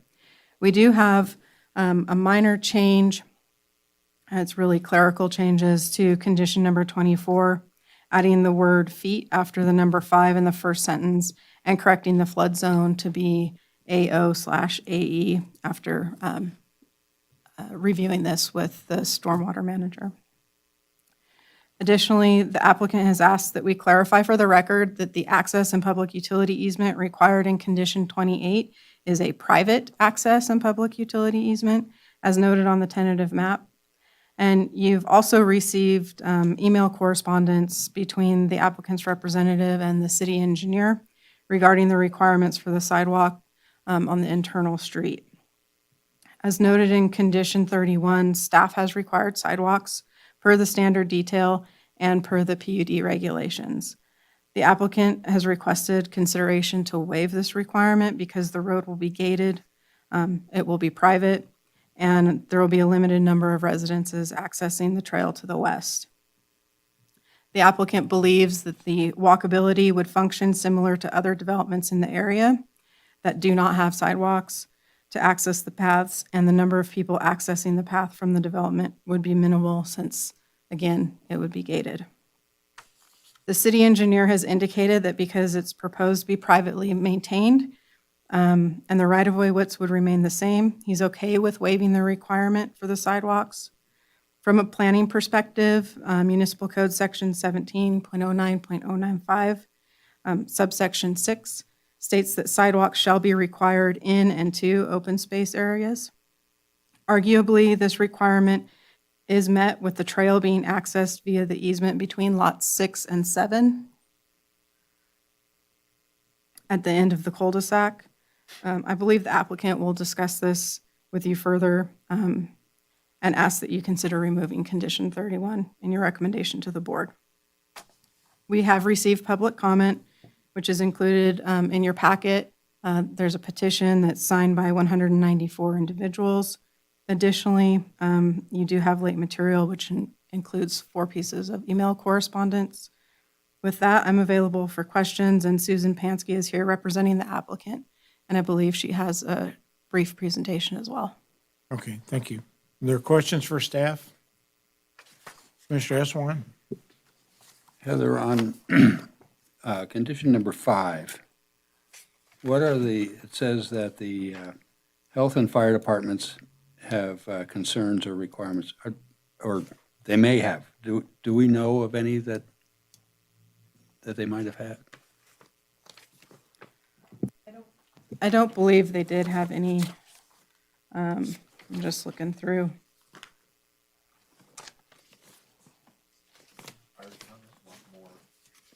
Fire department will review for hydrant spacing at the time that the site improvement permit is submitted.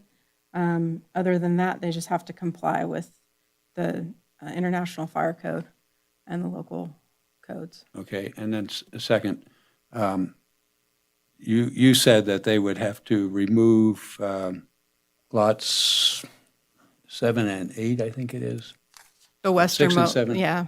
The westernmost lots from the floodplain. Do they have to remove the lots totally from the floodplain, or just the house, the structures themselves? I would let Rob Fellows, our stormwater manager, comment on that. Okay, thank you.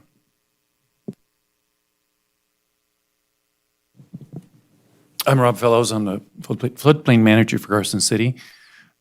What's really happening in that area is that the creek is acting as a riverine-type floodplain where it's contained within the creek for the most part. And that transition to the alluvial floodplain isn't really happening. So when they do the modeling and they submit for the LOMAR, it'll show that those lots will be completely out of the floodplain because they've already have modeled that area to show me that. So that would be without any surface modifications to those lots themselves? That's right. As it exists now, the channels are just further protection in case something should change in the future. Okay, thank you. The other questions for staff? Yes, Commissioner Perry? Mr. Chairman, so in the submittal here, and I read where the developer discusses the public areas there, the 3.75 acres of land, right, that are going to be either managed by a homeowners association that consist of these 12 lots that are there, or that they are interested in deeding that to the city for further paths along there. Have they talked with City Parks and Recs about that? And can you comment on that? So I'll let Susan expand on this, but my understanding is they haven't had any real discussions with Parks and Rec. My discussions with Parks and Rec indicate that they have no desire to take on additional properties. Thank you. Heather, on item number 15, where it says the district attorney will approve the CCNRs, is there any provision in the basic CCRs that the district attorney reviews for architectural control? Or is that strictly up to the developer and what he writes in the document? I believe it's strictly up to the developer, but perhaps. I can just tell you the practice has been, the code requires that the CCNRs be submitted to our DA's office. The position our DA's office has taken, to the best of my knowledge, is that the city's not a party to the CCNRs. So the CCNRs are filed, the staff will review the CCNRs to ensure, to the extent there are conditions of approval that maybe should be in the CCNRs, although we don't rely exclusively on the CCNRs that they're there, that there aren't items in the CCNRs that are in conflict with either the tentative map or the conditions of approval, and will provide the CCNRs to the DA's office, but the DA's office does not pursue a review of those CCNRs. Okay. Well, but the purpose of my question is because this is a developing lot, and he's basically going to sell these lots to builders to build individual homes on. It would seem to me that somewhere along the way, there needs to be some sort of architectural control so that you don't end up with Gulfport, Mississippi house in the middle of, western Nevada. Right, and to a certain extent, you have that in your conditions of approval, where we see number 1, all final maps shall be in, well, that's not quite the one. I'm not finding the one right now, but essentially, when the building permits come in, and we're dealing with this at Lampa, we're dealing with this down at Schultz Ranch, the planner, the assistant planner will review every single building permit that comes in. What she'll do is she'll review it against the application that the planning commission approved. So in this case, what the applicant's done is given you sort of examples of elements that may be included in the architecture because they'll be custom homes. So the assistant planner at the time of those building permits will review the original application, any conditions of approval, and ensure that the building permit's consistent with the commission, the board approval. Okay. All right. Any other questions for staff? Yes. Mr. Perry? So the drainage modeling was done as part of this package, correct? And, when I think of the drainage modeling, I think of two things. One is the surface flow and the 10-year and 100-year flood, but also we have here a actual creek, that drains a much larger area upstream. Are both of those considered in the drainage? Can you expound on that a little bit? Yeah, so this area actually has been modeled quite extensively, to tell you the truth. We just went through a change in the floodplain that extended almost to the western boundary of this parcel that adjusted the floodplain to include the berm that's next to the creek. So it does take into account not only the complete watershed, but what the future zoning and contribution is from the side properties. So all that's included in the model. So in that model, is there any, by developing on this side of the creek, are there any impacts to people on the other side of the creek? We're not raising this to push water one way or the other, are we? No, nothing like that is showing up in the model. What's interesting about this is further up in the watershed, there are features that essentially are cutting off part of the flow that's going to the east. Most of the flow in the size and capacity of the creek allow the creek and the flood flow to come out and go due south pretty much down this old road towards the Quill Meadow. And then it starts to spread out from there. Is that surface water that the city uses in their water supply?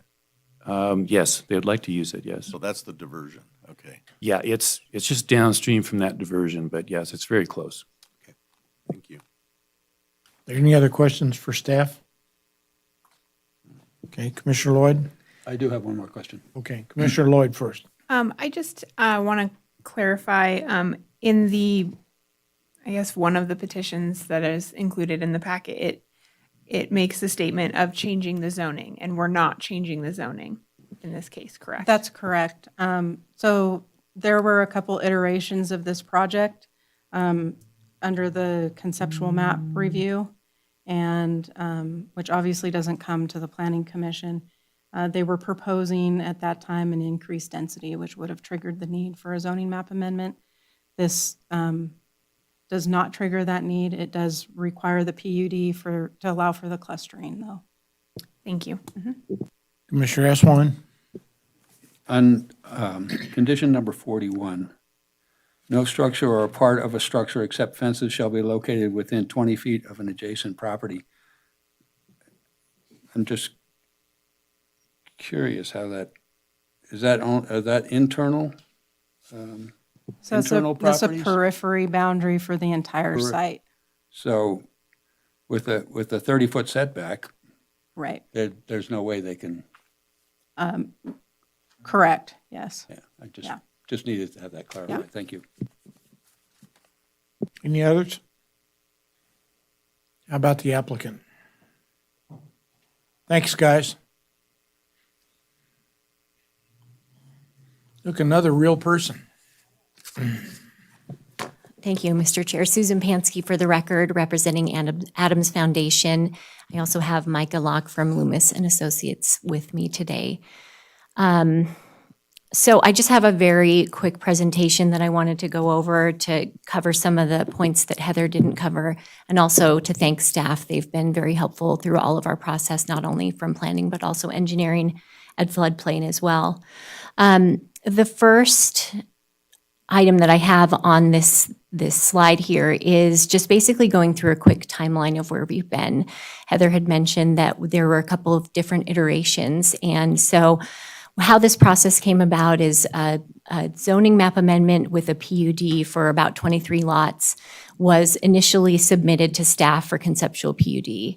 And that was the plan that was initially carried forward with the first neighborhood meeting that we had back in December of 2020. We presented a zoning map amendment concept with the PUD for, I have 23 lots here, it actually was 22.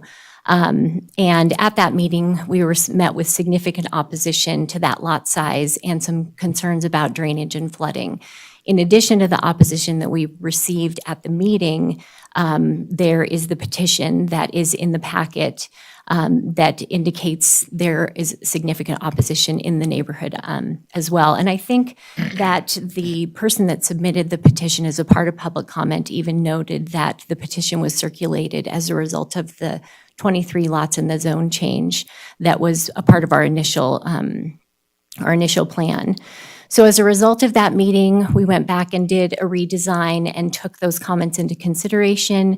We then held a second neighborhood meeting in February of this year, presented a PUD for 12 lots with no zoning map amendment.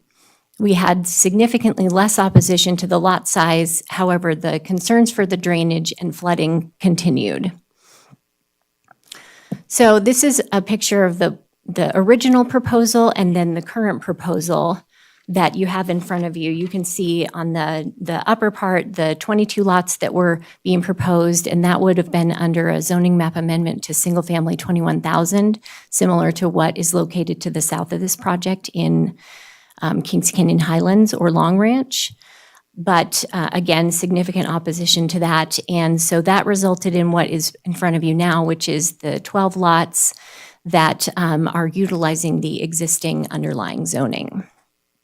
And so just a brief overview. Again, as I mentioned, we are using the existing single-family 1-acre zoning to create the 12 lots that you see in front of you. The density of this property, the project as it's presented, is the same as it would be if we were doing 1-acre lots on the property. There is no increase. The minimum lot size we're proposing is 29,300 square feet, or approximately 2/3 of an acre, versus what the allowed minimum lot size is under a PUD in the 1-acre zoning district, which would be 14,375, or approximately 1/3 of an acre. So recognizing that there are 1-acre lots existing to the north of this property, while we needed to do a reduction in order to do some preservation, we did want to make sure that the sizes would be as compatible as possible with what's to the north. As Heather had mentioned, a PUD allows clustering of the lots and reduction in lot size to create not only open space, but preserve natural features. And so that's what we're doing here. We are proposing 3.75 acres of open space, or 31%. And we are proposing to preserve Ash Canyon Creek on one common open space parcel for use and maintenance. And in addition to that being just good practice for keeping that creek on one common parcel as opposed to having it cross multiple parcels subject to multiple maintenance entities through those individual homeowners, it was also a specific comment and requirement in staff's initial conceptual plan letter. And then finally, I think actually Rob addressed most of these questions, but I just wanted to bring up what he had referred to related to the current FEMA mapping and then the conceptual mapping that is going to be proposed as a part of the condition that we're subject to. On the top of this, you can see the extents of the current study, that where the end of the study stops is basically at lots 6 and 7. The majority of them are currently in the floodplain. However, as he had indicated, the modeling shows that with the approval of the LOMAR, those lots would be outside of the floodplain. In addition to that, we have a couple of other conditions that will further help to mitigate any flooding that may occur and direct drainage away from surrounding properties. One of them is that the flows from these 12 lots will be directed into the street, and then the flows from the street will go to a location east of Longview, I believe, and will be discharged there. And then there's an additional channel that we're required to do as a part of this as well that will further protect those lots from flooding. So Heather had mentioned that we would like to request a waiver from the sidewalk requirement in one of the conditions and stated the reasons for that, but I will reiterate what they are. We are proposing that this is a gated community with only 12 lots. And because of that and the limited number of people that are going to be living on this street, combined with the fact that both Kingston Park and Long Ranch Estates have similar roadways without sidewalks and really direct their uses to the public space and the walkability through pathways, which we're also proposing, we felt that it was appropriate to request a waiver. And in the late material that you have from staff, it states from the city engineer, Randy Rice, that he finds our request acceptable, provided that we continue to meet the street widths and parking requirements for on-street parking.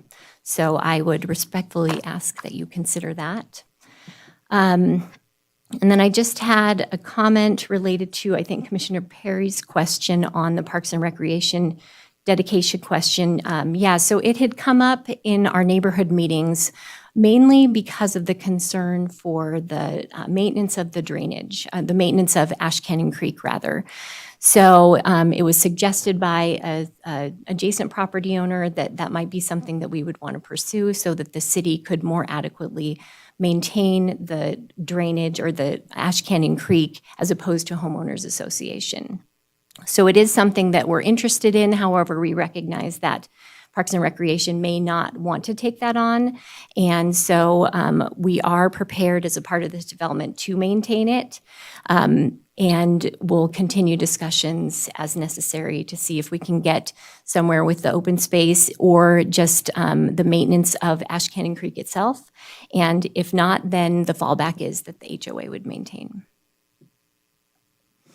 And I think that covers, I think, the questions that staff didn't answer and deferred to me, but I'm happy to answer any others. And then Micah Locke is here to answer questions as well. Questions? Can you go back to your other slide?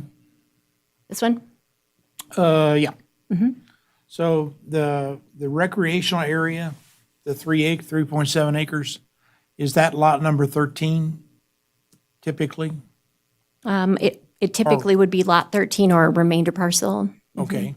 And what about the, this walkway between 6 and 7? Owns it? So the homeowners association would own that So as that a would part be- of the common open That space. would be a finger of that same parcel then? It would be, yeah, or is that an easement we're proposing over it? Okay, so I stand corrected. It is an access easement over those two lots.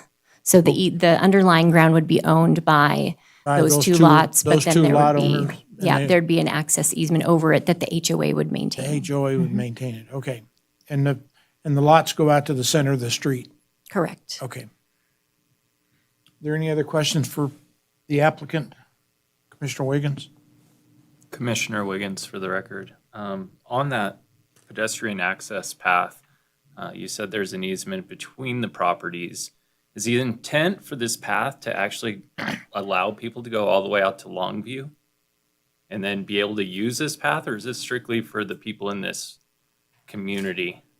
In other words, is it a loop that I could walk my dog on, or am I going to get at the fence line on lot 6 and 7? I think that remains to be seen. At this point, it is proposed essentially as private open space.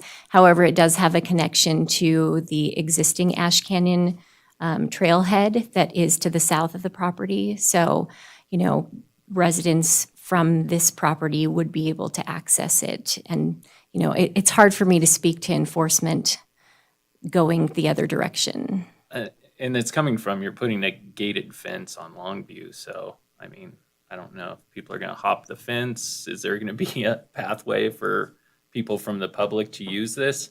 Now, my argument would be you own the street, so why would you let the public use this? And that's where, side to this, I would have rather seen this be a public street with public access and a trail system. But I know the city sometimes doesn't want to take over ownership of streets that don't feed through or provide a service. But in this case, I think you could almost argue this is helping a trail system. And then, let's see. Well, I guess we kind of answered it, because I was going to say, what about a sidewalk on one side for people to be able to use to connect to the trail system? But I guess we covered that it's probably going to be private, so never mind. Okay. Other questions?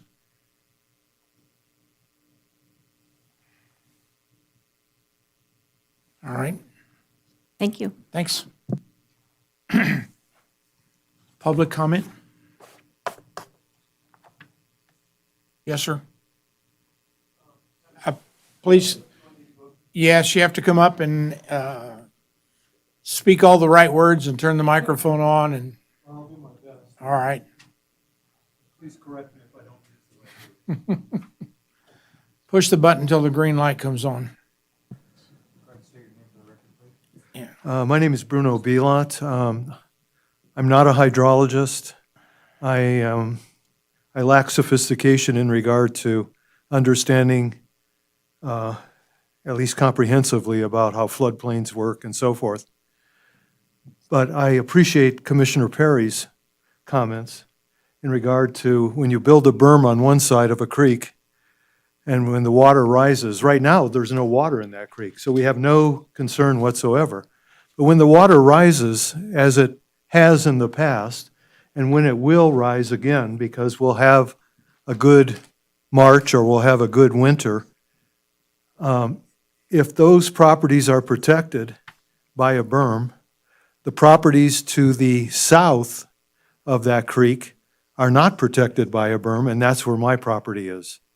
And I have concerns about that, because water can do its own thing, and when it's blocked on one side, it'll go to the other side. It doesn't really care.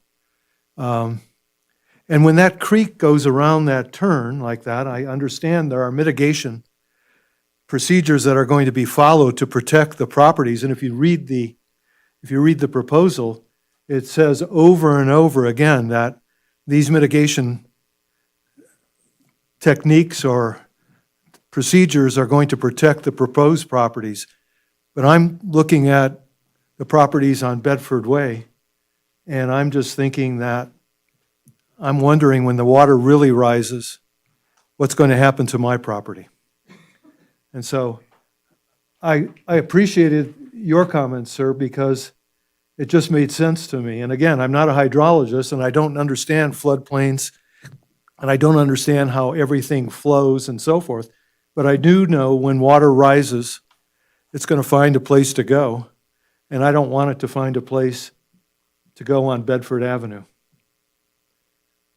And I appreciate the developers that responded to our comments in regard to not making this a 23-unit property. They responded and reduced it back to 12, and I appreciate that tremendously. And I appreciate all their efforts that in putting that proposal together. But in that proposal, it says nothing about protecting the properties to the south of that development on that border on Ash Canyon Creek. And I'm fearful of what may happen to my property and my neighbor's property. Thank you. Thank you. Is there any One other? other thing. I like the idea of Carson City maintaining the creek rather than the homeowners, because, again, I'm looking at it from the perspective of they'll protect their property, but they may not protect mine. All right, thank you. Thank you. Any other public comments? I'm going to get to you, but not yet. Well, I'm going to need him too for mine. So. All right. And you're Heather Ferris? Yes. I sent you those pictures. Yep, they Okay. have them. Okay. Please identify yourself, sir. It's For not the green. record. There it is. With a green light. Yes, Frank McDonnell. And I live on the north side of this property. And what I have found, I've walked the property, and then from the sidewalk on Longview, the dirt is piled up about 8 feet high, and this is the natural landscape right there with all the, bushes and, foliage and stuff. Well, right in the middle of the property, it looks like there's a wash. There's a big V, and you guys have the pictures of it here. And what that looks like is when that creek overflows, the water's got to go somewhere. And it looks like in the past, it has gone down that path, which runs right down the middle of this proposed property. I got a problem with that, because if this is elevated 8 feet, the gentleman who just spoke, who's on the south side, his property's at the level of the road. Now, in order to build these houses, I think they're going to cut down a lot of that dirt and, flatten that area, which means my property now might get flooded if something happened in the future. Because it's not a question of if it's going to happen, it's when it's going to happen. Because I've been on these meetings. I just moved here about 7 months ago, and I've been on all these phone calls. And the main concern with everybody in this neighborhood is the flooding. And that's what everybody's worried about. And so what are you going to do? You're going to build a berm? You're going to put a big cement thing? That's going to totally ruin the aesthetic of the area. Because that whole area on the north side, we're all 1 acre lots. On the south side, where that gentleman is, he has smaller lots. Now, when I moved here, I was told that these lots, you could only build on 1 acre lots in this neighborhood, keeping up with the aesthetics, because everything to the north is over an acre lot. And then there's, empty lots all over the place. I'm surrounded by empty lots. My concern is if we make the exception, because 2/3 of an acre is 0.6 acres. That's a little over half an acre. That's not an acre, up to 3/4 acres. And they said, well, this is an exception, because, it's proposed that we could do these smaller lots. I'm worried about, what about the lot across the street from my house, or the lot diagonally from me? Are we going to put all these little cookie cutter houses and try to stuff as many in there as possible? Now, I don't mind that they build here because it's their property and they could do whatever they want, but I just want to make sure it's aesthetically pleasing to the surrounding area and that we don't get flooded. And then with that berm, I don't know, I could ask him, was that man-made, or is that a natural wash that running right? Because that wash runs about 3.5 units up, if you go down the road. Okay. Well, we'll take your comments and then we'll discuss Okay, them. thank you. Thank you. Is there any other comment from the public? Okay. Now, I'm back. Rob Fellows, floodplain manager for Carson City. One thing to understand is that Ash Creek is an alluvial fan, and prior to those developments, even Kingston Estates or whatever, the creek went numerous ways. Okay, it went due east. It went at various places and deposited these alluvial soils. But as the developers came in, and even the railroad, even the V&T, when the V&T was going through there, things changed and they channelized the creek. They built existing berms, and there's remnants of those berms right now. In fact, the berms that they refer to is existing. The protection for the subdivision is going to be a channel, so it's not going to limit floodwaters, if it should go that way, to go in that direction, but it'll direct it back to the channel. When Long Ranch Estates was developed, they created these open spaces that were sized to take all of the flow from the 100-year storms from not only Kings Canyon, but from Ash Canyon. And so that protection has already been built in for the folks in Long Ranch. The key point to this is that most of this property doesn't have a high-risk floodplain on it. And so that should remain, and we shouldn't be creating more issues with allowing the floodplain to maybe go over there if it wants to when there's structures there. So guiding it back to the channel is the right thing to do, and that open space between Long Ranch and this subdivision provides for that open space for the floodplain. One thing I just figured out citywide, which was really interesting, and it's to be something to be proud of, is that of all the high hazard floodplain in the city, 70% of that is in open space. It's either open space owned by Carson City, and there's either federal open space, actually state open space, private, like the golf course down at Empire Ranch. That's all open space for the floodplain. So the city is doing very well to not have those high hazard zones, you know, where the homes are built. Okay, thank you. Comments? People?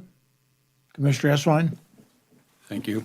Rob, on the first, or one of the slides that Susan was showing, it had the top slide showed the existing FEMA floodplain, and the second one showed an extended study floodplain. Is the extended study, is that actually what the floodplain is, will be when this development is put in place? So the answer is yes. I believe that the alluvial fan part of the floodplain is further west than where this subdivision is. And where Ash Creek starts to go and make the bend, it turns into what they call riverine floodplain, or contained within a smaller zone. And and that's what the modeling has been showing. And that's further upstream, there are features, you know, rock features and other things that are preventing it from going due east. Not to say that it can't go over there, because flooding is, you know, unpredictable. But for the last, 50 years, it's been guided to the Quill Meadow. Okay. Any other comments? Yes, Mr. Chair. Rob, Barry? could you just explain to us and everybody here how FEMA floodplain maps and what a letter of map revision is, and who does that modeling for the public and others that may not understand that process? So FEMA allows a process to change a flood map, a firm. The firms are there to allow them to rate buildings for flood insurance, high risk, medium, and low risk. And when there's new information, new topographic information, or things on the ground as far as new structures or changes in roads, once those are made, FEMA requires within 6 months that some kind of a application be submitted, and it's called a letter of map revision, show what those changes are, and then a revision is then sent out to be used as the guiding map for flood insurance. So it's not done by the city, it's done by the Federal Emergency Management Agency. The city is involved because it is in the city, so we get to review it, and we have an ordinance that requires that it be done. And so professional engineers perform these studies, and they use the tools and methods approved by FEMA to do these analysis. Okay. Thank you.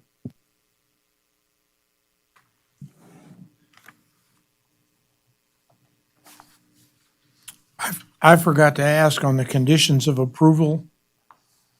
Is everything but number 31 acceptable to you? Yes, and for clarification, just 31B. Well, just the part that says build sidewalks. Correct. Okay. I believe 31A also refers to sidewalks, so I think we'd want to remove that as well. Okay. Yes, that's correct.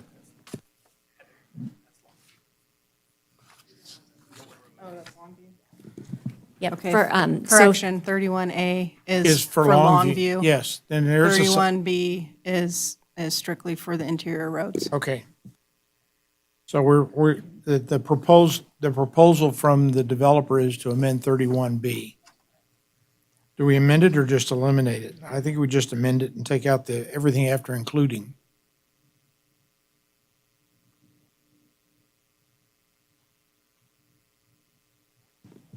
Yes. Okay.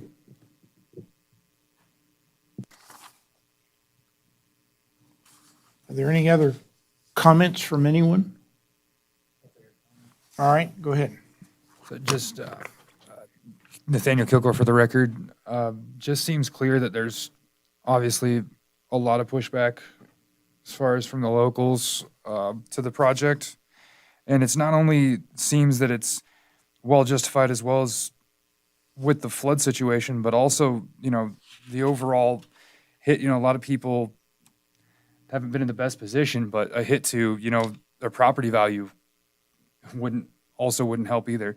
So it seems that there's a kind of more than one reason here that this should be looked at really closely and, definitely taking in the public comments for this and making sure that we're well aware of the effects it's going to have. So that's it. What are the lots going to sell for? About $50? Susan, no, no. Susan Pansky for the record. I don't know yet what they're going to sell for, but the area comps for, I think, 1 acre lots, which of course are larger than what we're proposing, are around 300,000. Okay. So I expect it'll be a bit less, but it really depends on when it comes All to right. market. Well, the point I'm trying to make is, and the houses are going to be 2,000 to 4,000 square feet? I believe that the CCNRs have a 2,000 square foot minimum requirement. Okay. So if I have a 2,000 square foot lot and a 2,000 square foot house that costs $330 a foot to build, which, by the way, right now is what it costs to build a house in Carson City, I'm up to builder's costs of almost $800,000. So these are not cheap cookie cutter houses. Okay?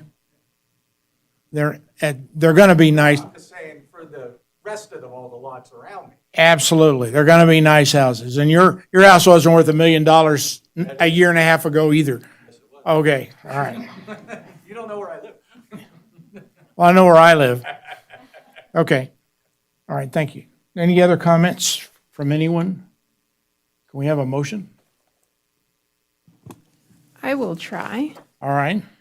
I move to recommend to the Board of Supervisors approval of the tentative planned unit development PUD 2021-0132, based on the ability to make the required findings, amending 31B to be removed, and subject to the conditions of approval as noted in the staff report to the Planning Commission. Could you make the 31B just to eliminate everything after the including? We still want them to build the street section correctly. Yes, I will make that All amendment. right, is there a second? Second. All right, thank you. Commissioner Wiggins, is there any further discussion? Call the roll, call the roll. All in favor, say aye. Aye. Opposed, no. Motion carries. Thank you. And thank you all for your comments.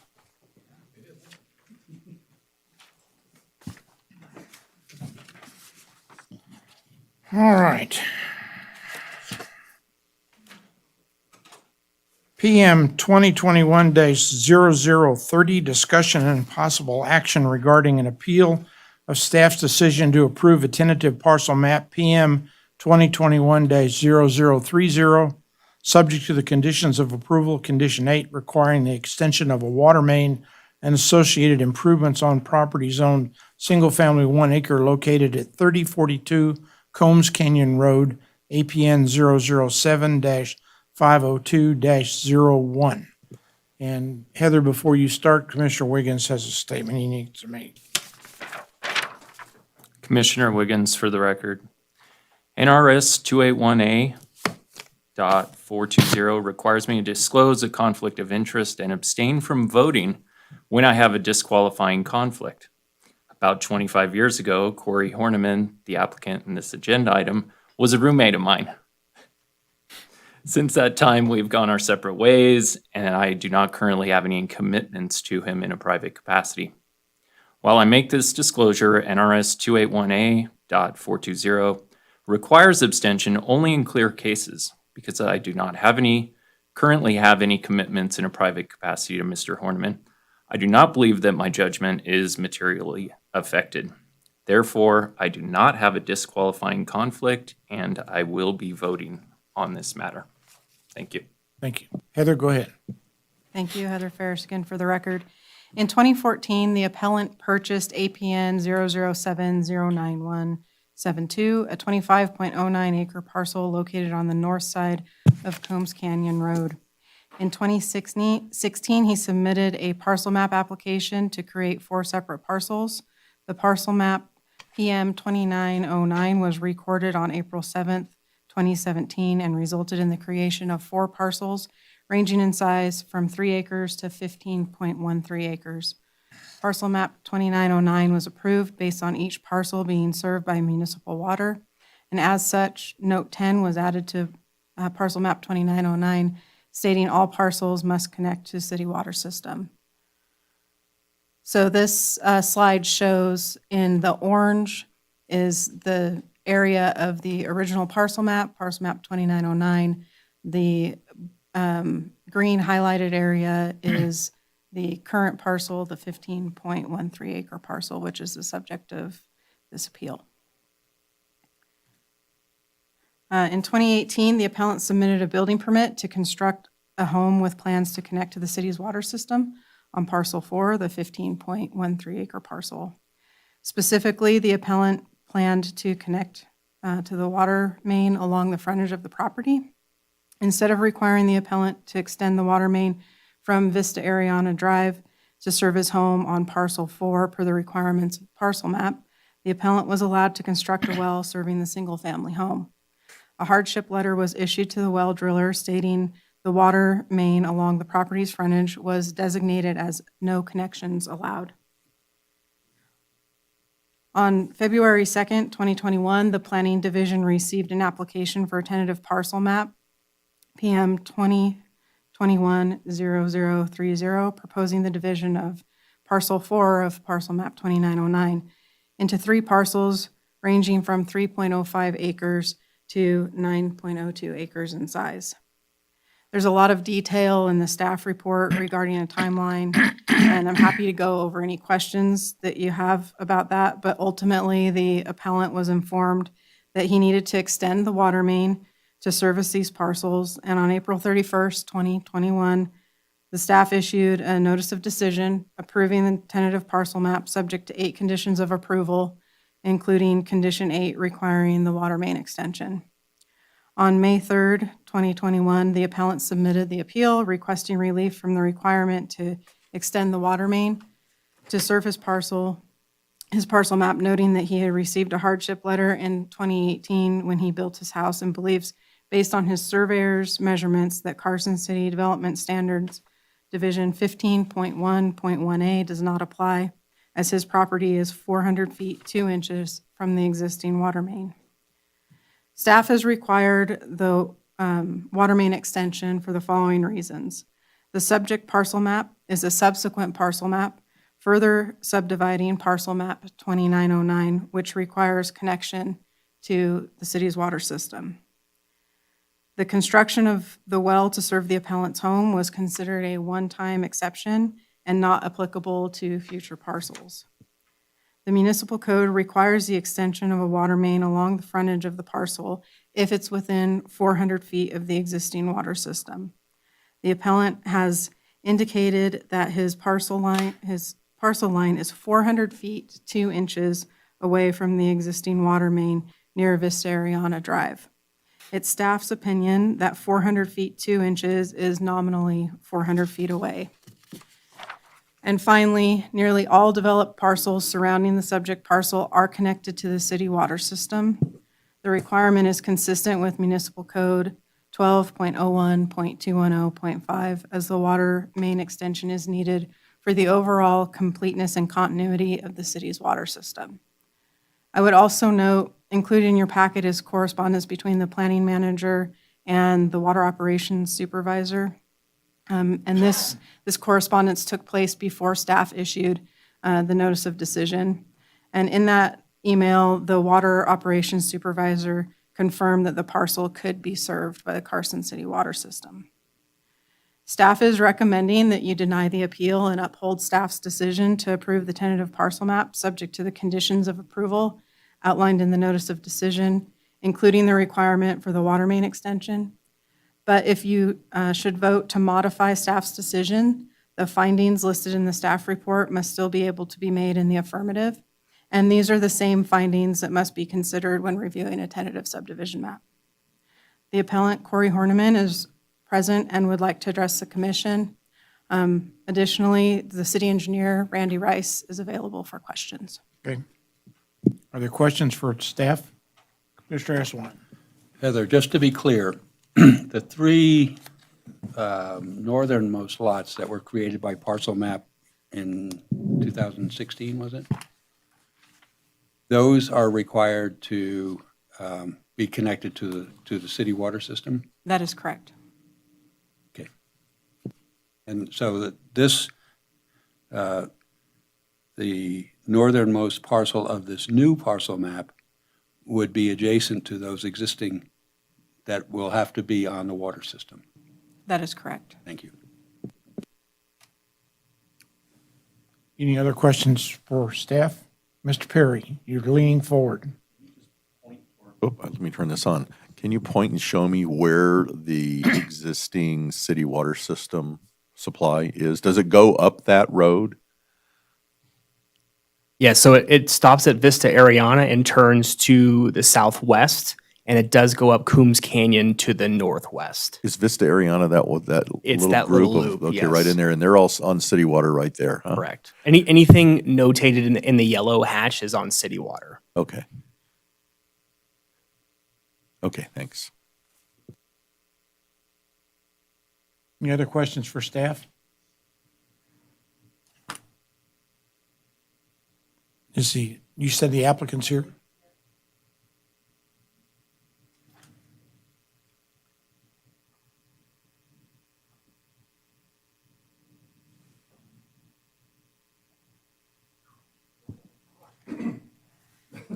Make sure the green button's on, or the green light's on, Corey Horniman for the record.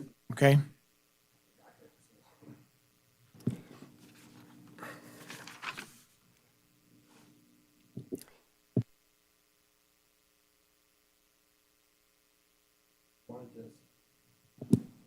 I wanted to start this out with, in this packet here, I have all the outlines from the city, and I want to go ahead and say that Mr. Rice's additional notes in there, I need to throw those out. They were not submitted to me when they made their decision as far as April 30th. They did not have any of that in there, and I feel that it was unfair for him to write those at May 19th and rebuttal everything that I said. If I don't get a decision today, I will have to appeal this again, and I don't need that letter in there because it feels very challenging and personal. Instead of having that information during April 30th when the decision of the findings was current, I did not receive any of that. That's what I wanted to start off with.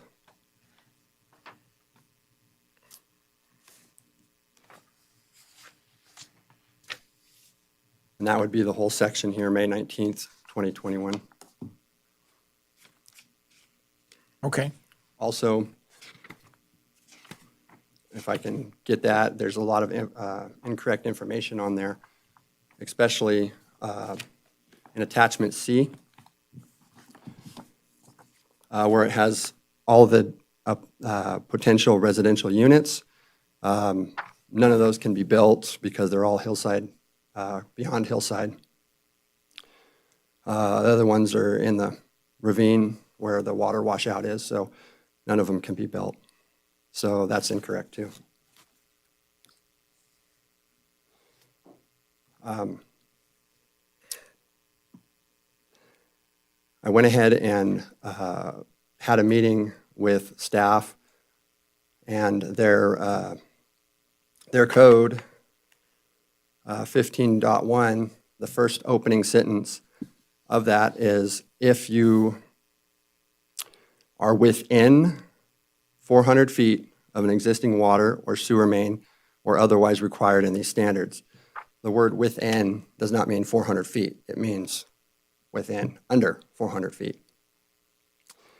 I made an agreement with them that if I went out and measured the distance from the city water to the existing lot line, that if it was within 400 feet, I would have to do it. If it was outside of 400 feet, as the code states, that I would not have to do the water supply. I went and had it surveyed. I paid to have it surveyed and came back to him and said, hey, it's over 400 feet. They turned and said, we don't care. We're going to make you do it no matter what. I said, well, I can go ahead and move property lines. I can deed my neighbor to make it further. And they said, we don't care. I know that that's kind of a snaky thing, but we're talking about, I'm trying to sell a piece of property for roughly $150,000, and the water line extension is a $200,000 plus project. In their general notes, they try to explain that they are cutting me a deal on these things, and there is no deal there. It looks good on paper, but there is no deal. Before I move on that, I would like to say that it is their opinion, and as far as I know, 2 inches is a foot of measurement. We use it every day. You know, we're not, we're over the line here. I mean, if 400 feet, within 400 feet, I'm outside within 400 feet, bottom line. The deal that they tried to cut with me, first, it was $40,000 to $60,000 of a reducer valve. Well, my question is, what else do they want from that water line? Why is there a reducer valve need to be put into that water line if it's already serving homes? First of all, I mean, it should just be tapped in and done. Why should it be an expensive reducer valve? They offered to pay for that. They said I could go not cut the street. I could go down one side or the other. One side's a cliff, the other side there's power and the transit line. There's no digging possible there. So there's no deal there. I mainly am just trying to develop, I am trying to sell one piece of property. I am not building a house on there. I do not know if it's going to be sold to a rich person that's going to come and build a house on stilts. I don't know if it's going to be sold to a hippie that just wants to grow farm on the land. I don't know if I'm going to sell it to someone that wants to drill into the side of the hill. It's my property. I decide what I want to do with it. If the city wants a water line there, I would be willing to accept the fact that they can put a water line there, but they pay for it.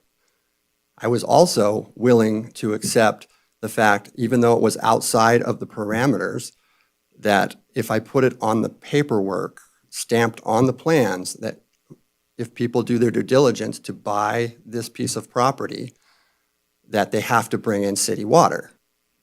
When I approached Mr. Rice about that, he ignored me and never returned my phone call. So then I had to close this issue and get to this point. I really don't want to go into detail rebuttaling this too much, but the fact is there are no more lots down there. All the lots have to be 3-acre lots. They are zoned 1 acre, but if you were to build on the lots, they have to be 3 acres or plus because of septic. That's a code right there. So there is no residential units going in, especially on the hillside. The main thing that I'm trying to address is the water line, because there is no point in selling off a piece of property when I have to put so much into a water line. And it's my choice to sell the property, and it was basically unforeseen circumstances that I had to sell that piece of property. I'm not doing a subdivision, especially with all of Mr. Rice's writings. It's so much, he rebutted so much in there, it's like I'm doing a subdivision or something. And I think that's what I have to say on that. I would be willing to do those options. And then also, there's the other issue of the property. I believe it's, Heather, is that 4B, the middle one? Yeah, thank you. 4B was explained to me that it was special use permit on that property. And I said, okay, that's fine. I can put that on the plans. I don't have any problems with that. But I had a staff member tell me that, well, if you're going to put a house on there, I wouldn't let you build on there.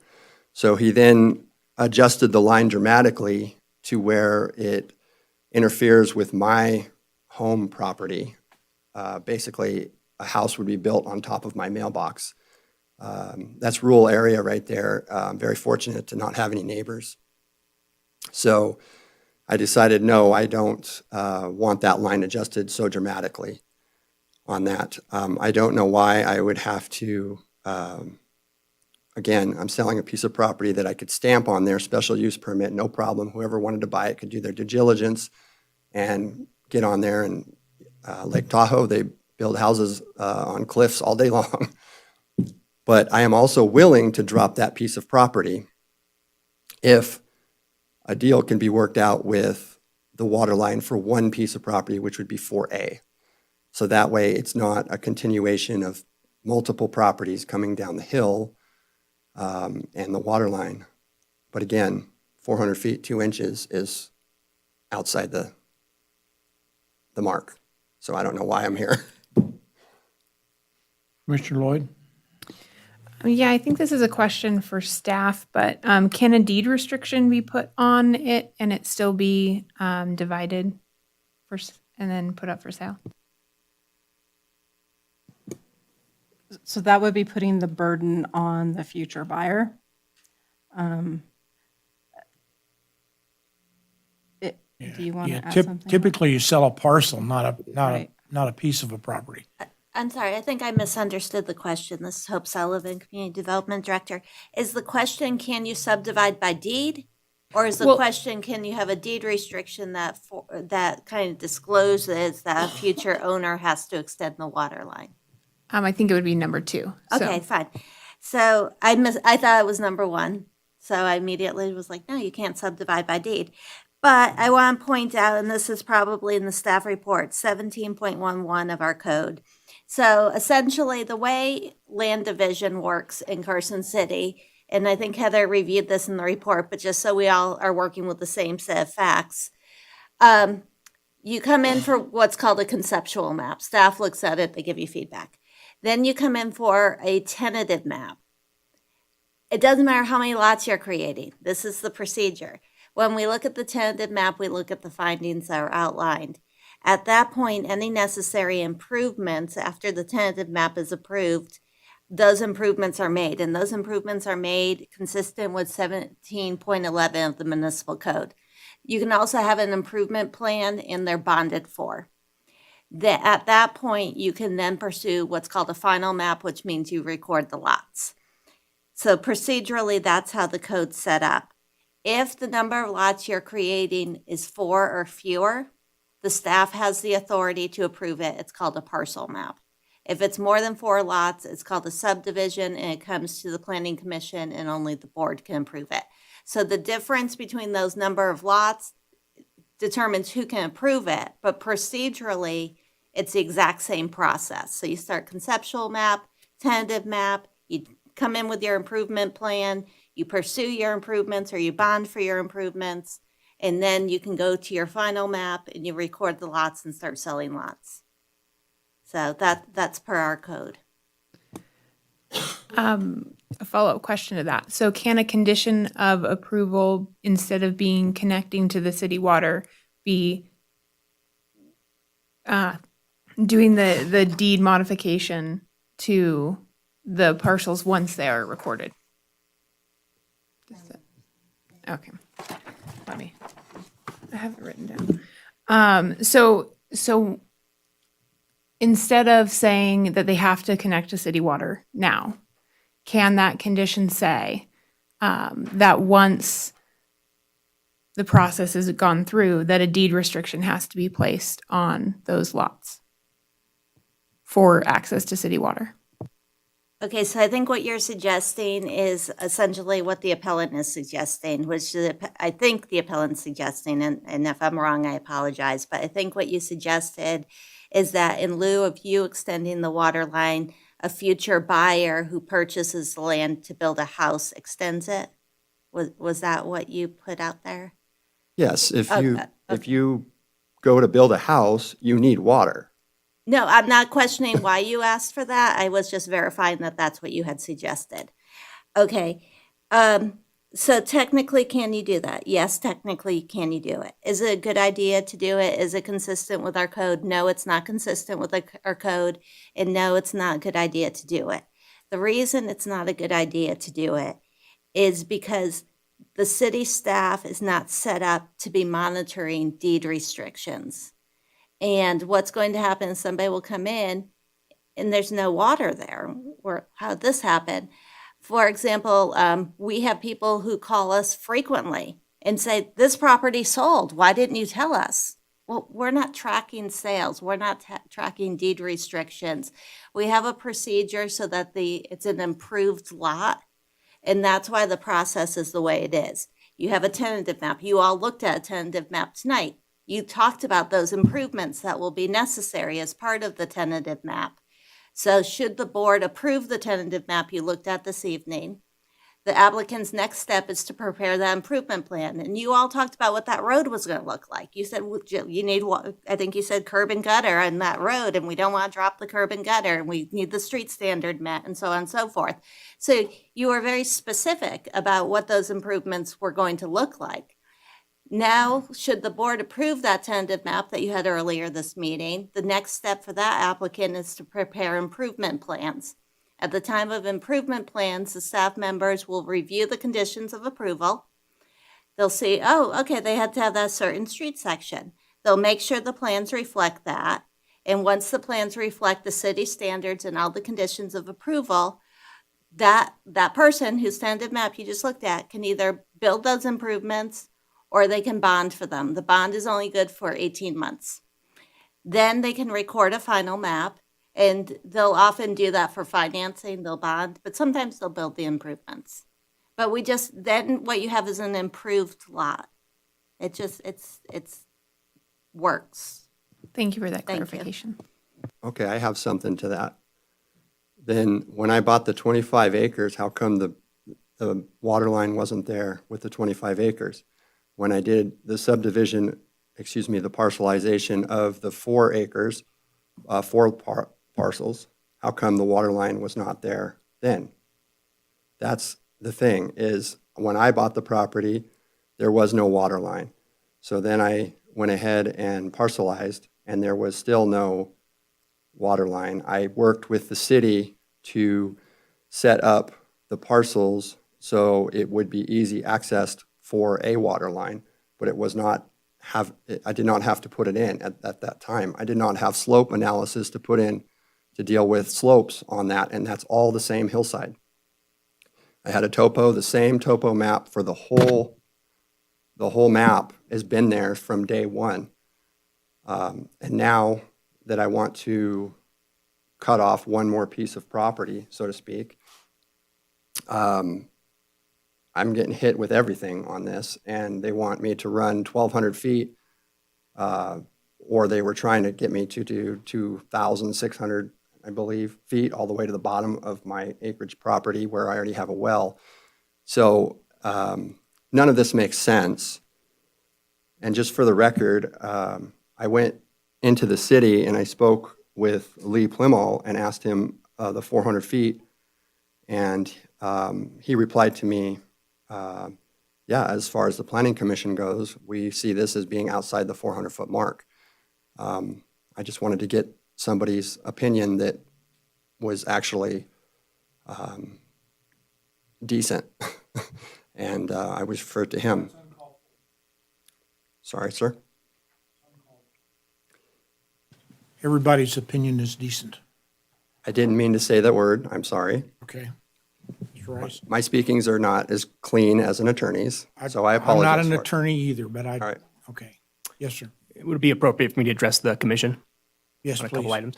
Randy Rice, city engineer for the record. So a couple things I just wanted to touch on for your information. I think Hope did a really good job of explaining kind of the difficult decision we had to make here, because I do empathize with the applicant. You know, we certainly want to make this an easy process. We're not here to, you know, destroy people's hopes and dreams on what they want to do with their property.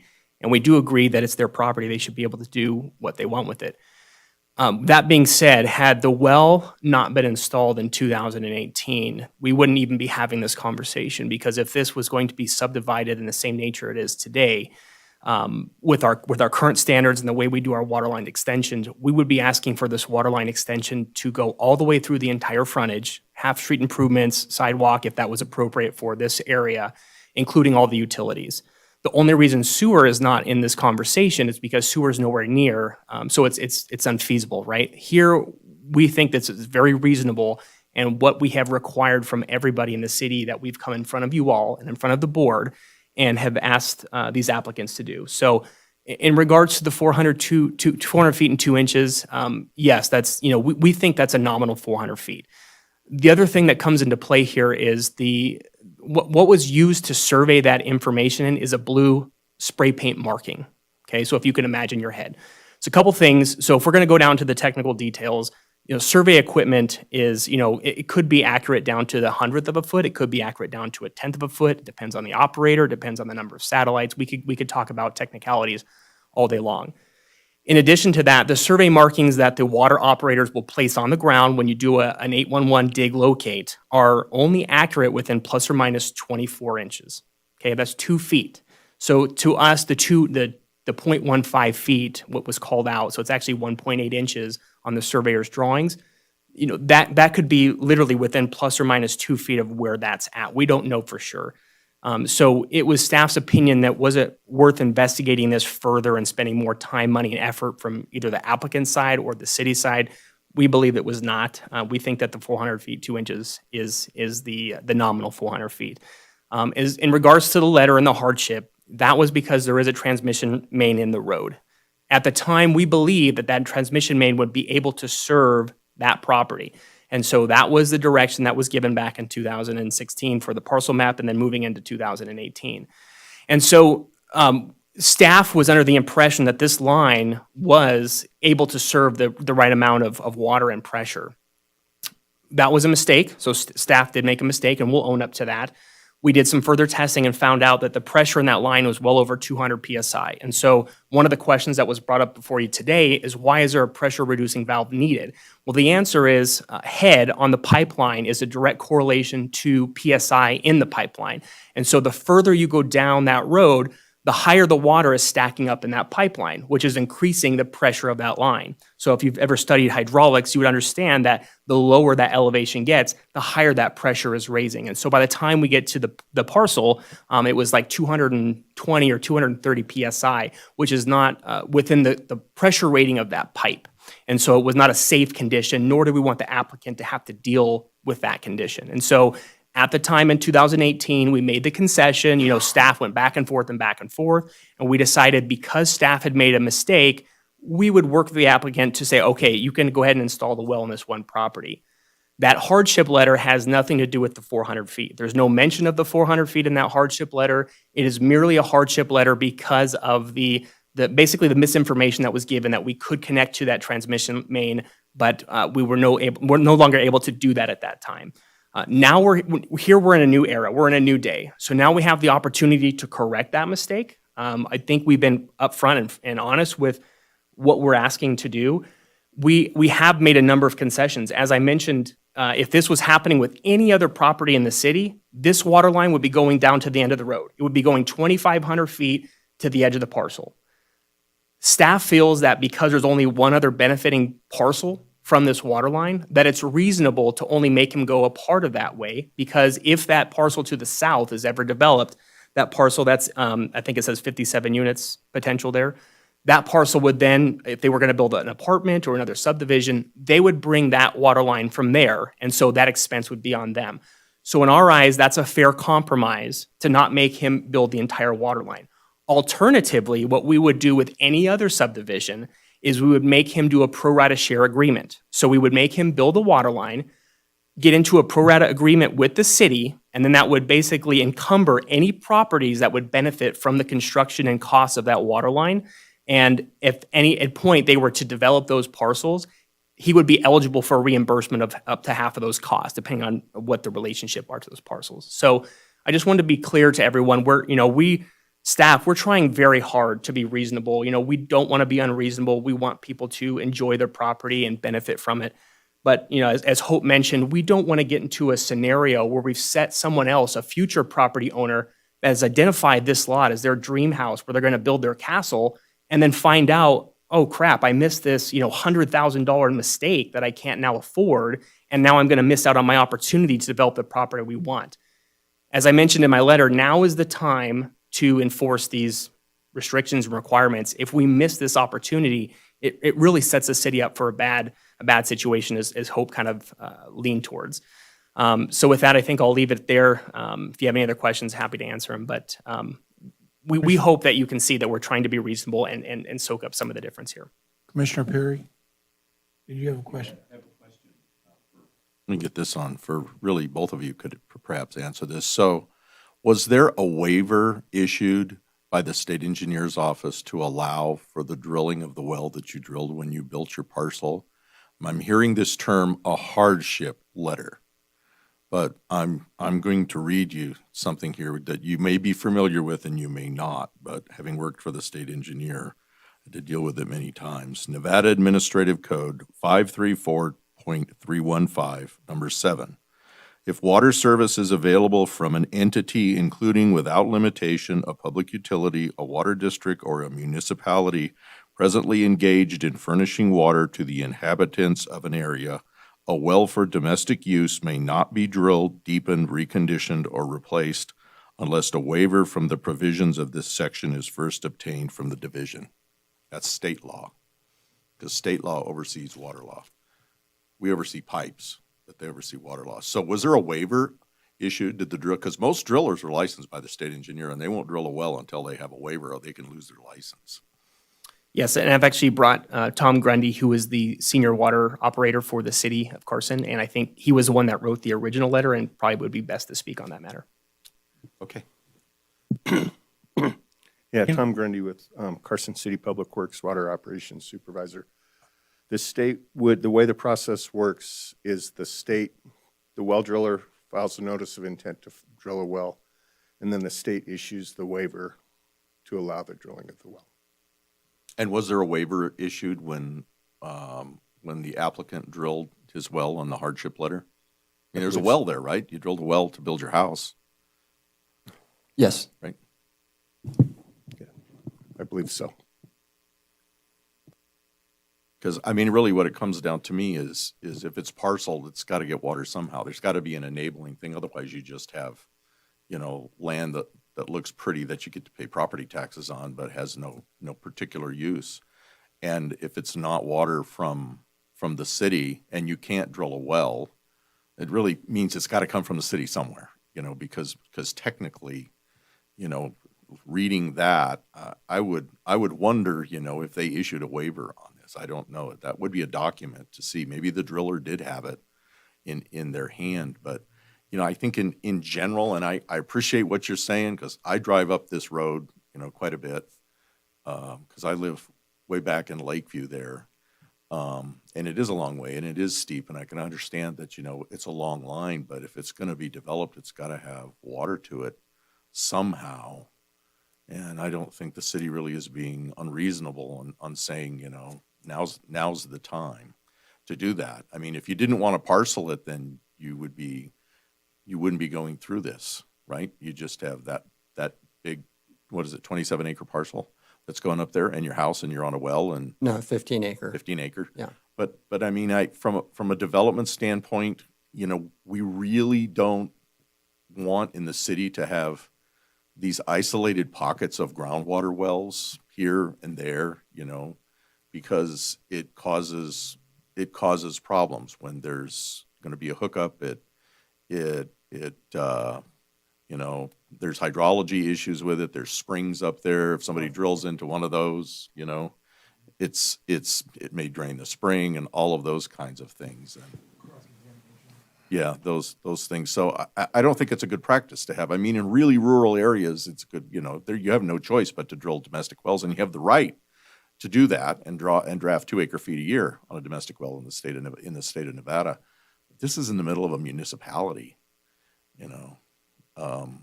Well, the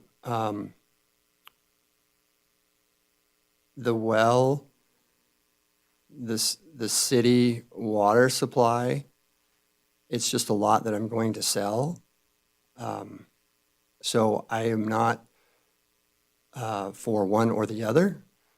I just don't want to spend $200,000 on improvements for a lot that I'm going to sell for $150,000. That's the problem that I'm having with it. And it hasn't been done prior. So the other lots are right there, the same thing. So I don't understand why on this parcel map, I can't write the same thing in as on the other lots that I divided, I believe 3 years ago, 2 years ago, something like that. Sorry, I'm rough on that. Those also say they need to hook up to city water, but the city water's near, but it's not on the property like this one is trying to be. So I don't understand that. Why can't it be the same language on the map? That's what I'm asking. Commissioner Wiggins? Commissioner Wiggins, for the record. A question for the engineers on this. In reading some of this, it said no connections on this, and it's because it's a transmission main, right? So that implies that it has this continuity with the rest of the system. So I think that argument kind of goes in the applicant's favor that we're not creating, islands or anything. But that being said, to the appellant, did you know that main there would be a no connections main when it was put there? No, sir, not at all. I was told that I could hook up there from Horton, I think, is it? Curtis. Curtis was the one overseeing the project. I had a contractor at the time as well, Dave Bartos, on that job. Okay. And I paid for water hookup, and when we got to that position, there was a mistake made. So I was never refunded the money spent to do water hookup. All of that happened, and that thus being in the city manager's office with a table full of people coming across this situation to where we just went to well. I suggested well, and they said, yeah, let's do it. And that's where the letter came from, because that was a transit line, because you can generally hot tap things, and that's where it was said from the city engineers. Are there any other questions? Commissioner Eswine? Yeah, so just to get this straight, right now, the 3 parcels that were created, the northernmost 3 parcels, parcels 1, 2, and 3, are not connected to the water line? There's no water line serving those? Randy Wright, city engineer, for the record. So there is a water line northwest of Vista Ariana. So if they were to be sold to a single family residence, they would be available to connect to the potable water line. Right, but he wasn't required when he did that parcel map to put those lines to serve each of those parcels No, that water line was already existing. at Vista Lane. No, it goes all the way up Coombs Canyon as well. Right, but he can't tie into that main that goes up the road. He has to go up as far as Vista Lane to get to tie in, right? Yeah, so good question. Let me try to clarify. So there is a transmission main that goes all the way the entire distance of Coombs Canyon Road. That is a very large transmission main. The city has a policy that you do not hot tap into transmission mains. As the appellant was discussing, he is correct. Staff mistakenly told him originally when we were setting up this plan that he would tie into the water main. We were all good, right?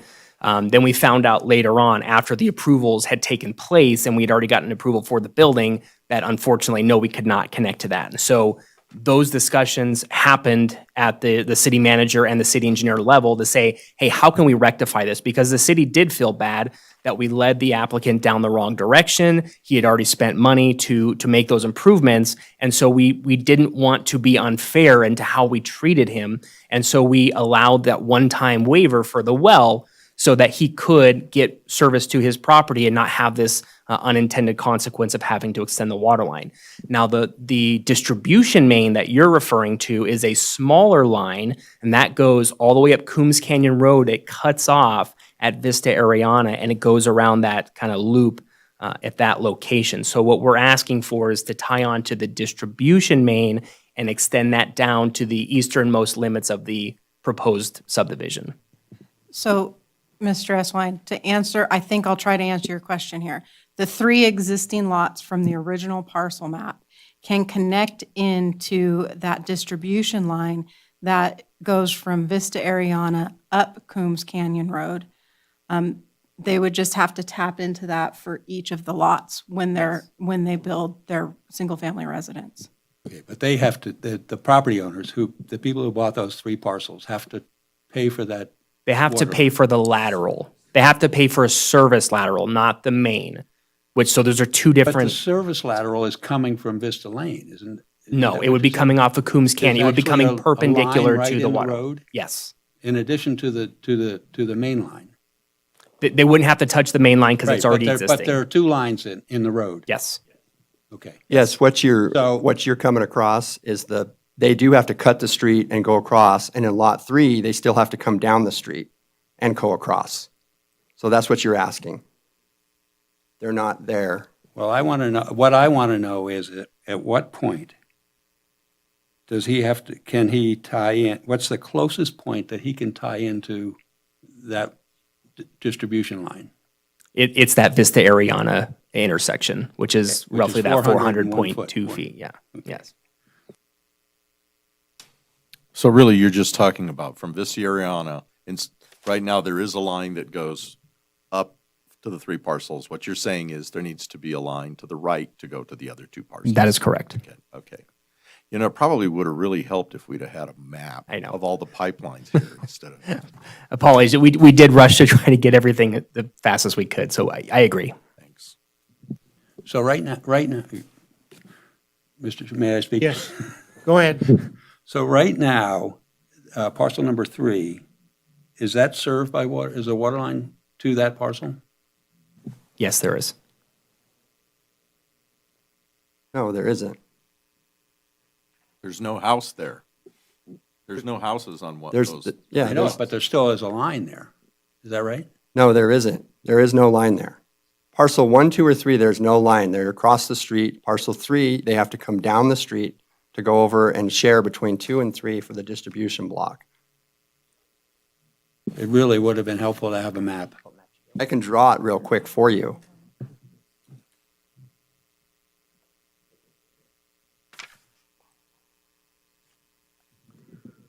Mr. Chair, if I may ask Mr. Grundy, Yes, if we look at map 2909, which I think is the map we're looking at, and we look at the lots 1, 2, and 3, is there a water line in Coombs Canyon that those lots will connect to when they develop?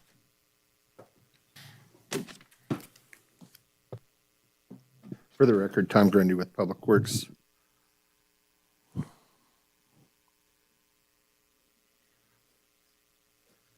Map, at map 29 parcels, 1, 2, and 3 currently have water. Now,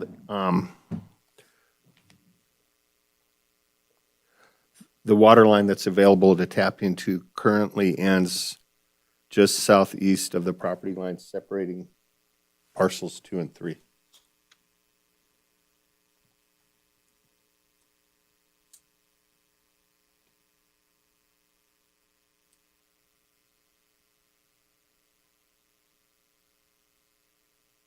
The available water line, to kind of put it in the bigger picture, the available water line ends right at Vista Ariana and extends up the hill to the northwest. And you'd still need a pressure relief valve on that because it's traveling downhill. Yes. Like the city engineer said, that the farther down the hill you go, the higher the pressure gets. The pressure's about 200 PSI at Vista Ariana. So the farther down you go, the pressure continues to increase. Our water services, the lowest rated component is rated for 150 PSI. That's why you need a pressure regulator to step the pressure down. So if, Randy Wright, city engineer for the record, if you could look at the PowerPoint in front of you currently, there's an orange outline that is the boundary of the parcel that we're discussing. So parcel 3 is delineated between the 2 blue lines on the edges of that orange box. So Vista Ariana ends perpendicular into that parcel there, and the water line is located in Vista Ariana, and then it turns and goes to the northwest from there as a distribution line. So if someone was to come and build on that property, they would have a water line located within the road somewhere that they could install a service lateral, which is typical of any new development, right? Whether it's a sewer lateral, a gas lateral, a water lateral, those are all the same concepts, but it is available. And in addition to that, if let's say that parcel was to be developed first, right now, let's say we weren't having this conversation and parcel number 3 had a single family resident come in and say, we want to develop this property, and they submit a field for a building permit. They would have to do the frontage improvements. They would have to extend the water line down to the southeastern edge of parcel number 3, the same discussion we're having now. They would have to extend that main water line and put a blind flange and cap that water line. In addition to the service lateral they would be required to install for their household. The only difference is we're talking about a parcel further down the road. And so it's kind of chicken and the egg conversation. Whichever parcel comes first would have to do those improvements.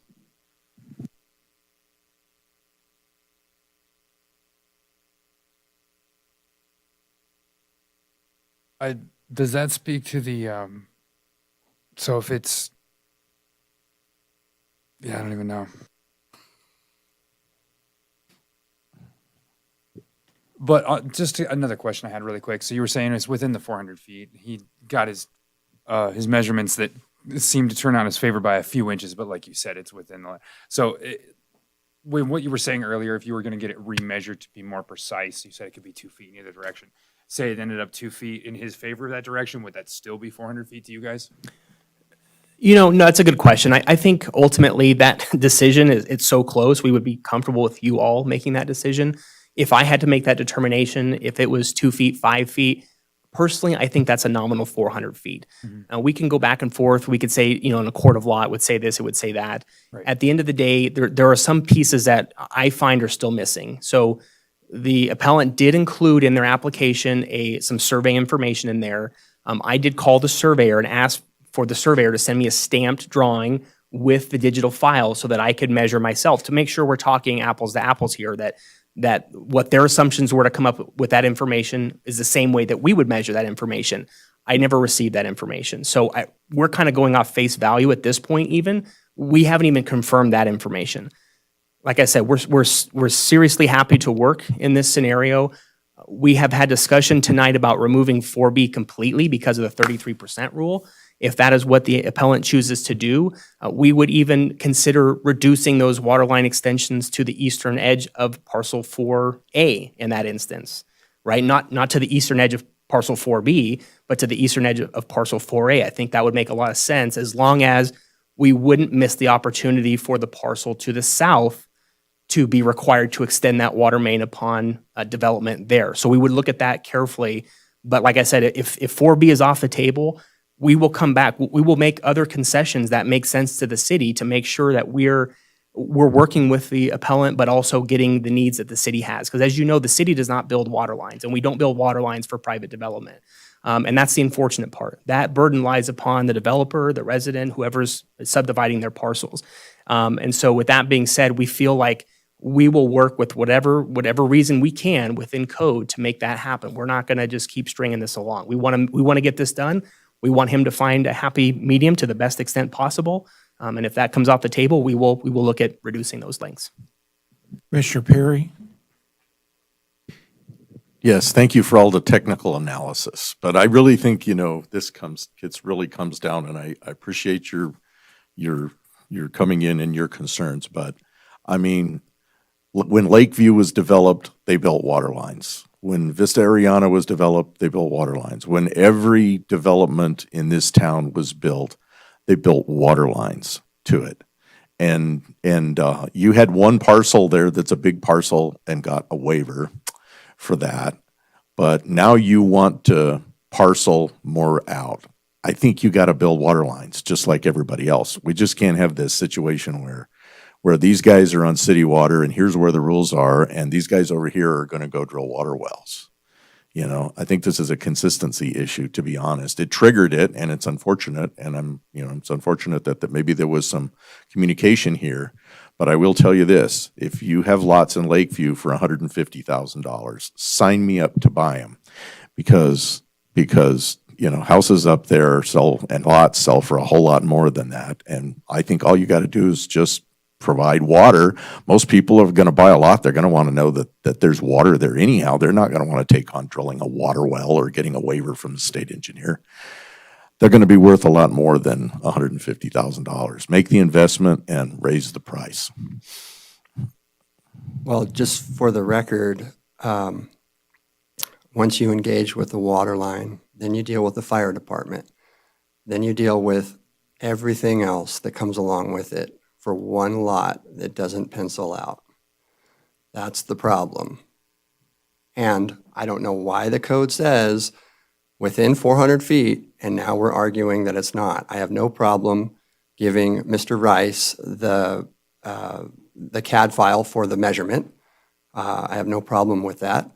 It's over 400 feet. The letter does not say, hey, this is a one-time thing. The code does not say, well, we're within 400 feet, but if it's 400 feet 6 inches, that doesn't count. It just says within. Within is within, not over, and I'm over. That's what I'm trying to say here. Why does it say 400 feet? Why doesn't it say 600 feet? Why doesn't it say 700 feet? Why does it say anything at all? Because it obviously doesn't matter, and that's all I'm trying to convey here. Because it should matter. That's why the code is there. That's why the verbiage is in the letter, in there. Someone sat down and came up with this number. I understand that there's a piece of property that needs to be sold. But again, back to where I'm standing with this is I don't know if money's going down. We just printed tons of money. People are buying property just to flip it. What if someone builds in 20 years? What if they don't build? They just buy it to flip it. So I don't know what's going on with this, but I still see these codes in here. If they said something different, I would not be arguing. If I was sitting at 360 feet, I would not go, Mr. Rice, I need you to give this to me because it's 400 feet. It says within 400 feet, so I'm just following the code. So I just have to jump in on there. You have one parcel now. There's no problem. You have a well and you got. So you want to create 2 new parcels, right? And knowing how parcels work, once somebody, I don't know what the time period is, but every few years you can parcel again and parcel again and parcel again to avoid the subdivision laws, which are 5 lots or more. So you sell 2 lots up there to somebody else, and then they're in here a year later saying, I want a parcel under the same rules as this guy did. And it just perpetuates and goes on. We can't build a city that way. I understand your specific issue, but I think you've got to look at the bigger picture of, what does in reality happen when people continue to parcel lots, and if we carry through with doing waivers and we have all these groundwater wells up on the side of the hill there. It's not your problem anymore, it's the next owners and the cities, so. Commissioner Wiggins, you're next. Then we'll work down to the end. Commissioner Wiggins, for the record, the length of the main that was sort of touched on earlier in the meeting on how far we should require the appellant to run the main. And again, I think a map showing what we were talking about exactly would help, but if you could talk through, if he ran that main all the way down to the end of that last parcel, is that really necessary? And would you connect? Because we already have continuity in this system of a transmission line, and you would probably have to put another pressure regulation device down at the bottom of that, correct? If you wanted to connect on the distribution main to other parts of the city. You have to put a pressure regulating station about every 200 vertical feet of elevation change. And the issue with connecting to the transmission main feeds water up to Lakeview through a series of actually 4 booster stations. 3 of them, the third one is near the top of Coombs Canyon Road. And so when the booster pumps are on, there's pressure in that main. But when the booster pumps turn off, there's check valves that keep the water from flowing back down. And so if you take the water out, check valves, one-way valves that prevent the water from coming back down the hill. And so if you take water out of that main, then the pressure in that main drops and there's no usable water in that main. So So I guess what I was getting at is his lot already has a well on it. You didn't make him run the main to it back then for all the reasons we talked about. So what's the point of running that main through his existing property that he wants to keep? Is there value to that? Is that what the city wants? No, Randy Rice, city engineer for the record. No, you're exactly right. We do not want that. If this conversation was to be had before the well was installed, then absolutely that's what we would be asking for because that is what code supports. Okay. We feel the concessions that we're making right now are, if you can see the mouse on the screen right now, so you're talking about this corner way down here, which we agree. The city agrees that does not make sense at this point because there's already water servicing this property here. So what we're asking for is for the water main to come to the eastern edge, or I guess southern edge of parcel 4B, which would then enable us to capture these same improvements for anybody developing to the south. So if there's an apartment complex or something to the south, they would then be within the 400 feet. We'd still have this conversation about continuity, not wanting wells, the same conversation we're having today for this property to the south. Now, as the appellant mentioned, if 4B, this parcel here in the middle, if this is to come off the table, if we say, hey, look, we're going to forget 4B, okay, I would be willing to concede that, yes, it probably makes sense to come further up the road and only require that main extension to come to that southeastern parcel edge because, again, we're not really benefiting any other purpose, right? So yes, to your point, we're in agreement here. We think that that is a reasonable concession to make in this instance. So we're done? Commissioner Lloyd? Wait, one more. Oh, okay. I'm sorry. And I think Commissioner Lloyd talked about this earlier, but the appellant has said he isn't planning on developing this. And so I guess I was a little unclear on what if I just wanted to subdivide my land and put some horses on it? You would still make me run water. And there's no other mechanism for that through a planned, I don't know. And I think that's where Hope was explaining that the processes that you follow to keep track of things, that's why it's done at this level most often. That's correct. Heather Ferris, again, for the record. So Hope did touch on that. So anytime you're looking at subdividing land, you could subdivide your property into 12 lots and keep it all and operate it as, one unit farm. But then you might decide I want to sell off 2 acres over here. And that 2-acre lot has to be able to function on its own, right? So it has to be able to stand on its own when you sell it. I guess when you record the map, those lots have to be improved lots. or bonded for to make those improvements. Okay. I guess that's where it kind of comes down to, buyer beware on what they have to do at a certain point. But we're trying to put the burden on the people that are subdividing lots. So the buyer, I guess, is. So it's, like Hope said, it's no different than the previous application that you reviewed, the planned unit development. You would expect that the developer is going to install or bond to have those improvements installed. Commissioner Lloyd? To the lot that's to the, I think it's the south of it, it appears from Google Earth to be, oh, sorry. I'm sorry. So the lot that's to the south of this current parcel, it looks to be like a newer house. Is that an existing well on there? Because you guys are talking like it is not connected to the city water currently. Yeah, my understanding, Randy Rice, city engineer for the record, my understanding is that is an existing well on that property. Okay. And that's not, it's to the south of what's on this map. Just That to is correct. clarify. All right. Commissioner Eswine?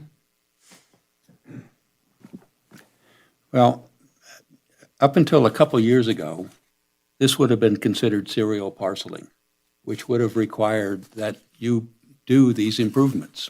It would have been, you would have been considered as proposing 6 lots or 5 lots if you get rid of one of them, in which case you would have had to do all of those improvements, including the half street. I think that,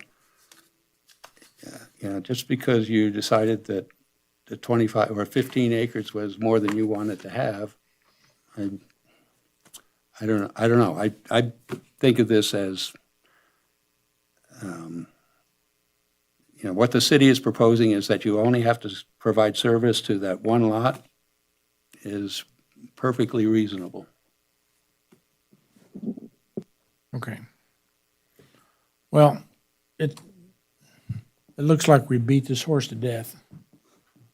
Is there any other question? I would for the like to appellant? apologize one more time for Okay, my no- verbiage. No problem, no problem. Is there any other questions for the appellant or the staff? All right. Thank you. Appreciate your passion. All right, group, what's the pleasure? Mr. Chair, Mr. Eswine? I'd like to make a motion.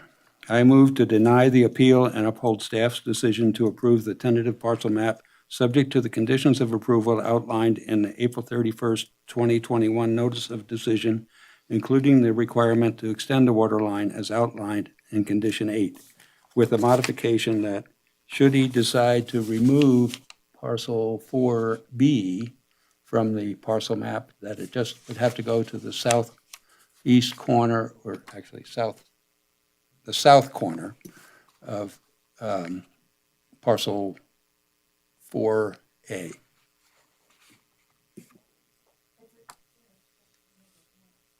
I'll second the motion. Okay. Is this an approved map, or is he? This is an approved tentative map, Oh. yes. Then I just moved to deny. Okay. The motion is to deny. Is there a second? With no conditions? Okay. I mean, no amendments? Thank you. Is there a second? Commissioner Perry, you still second?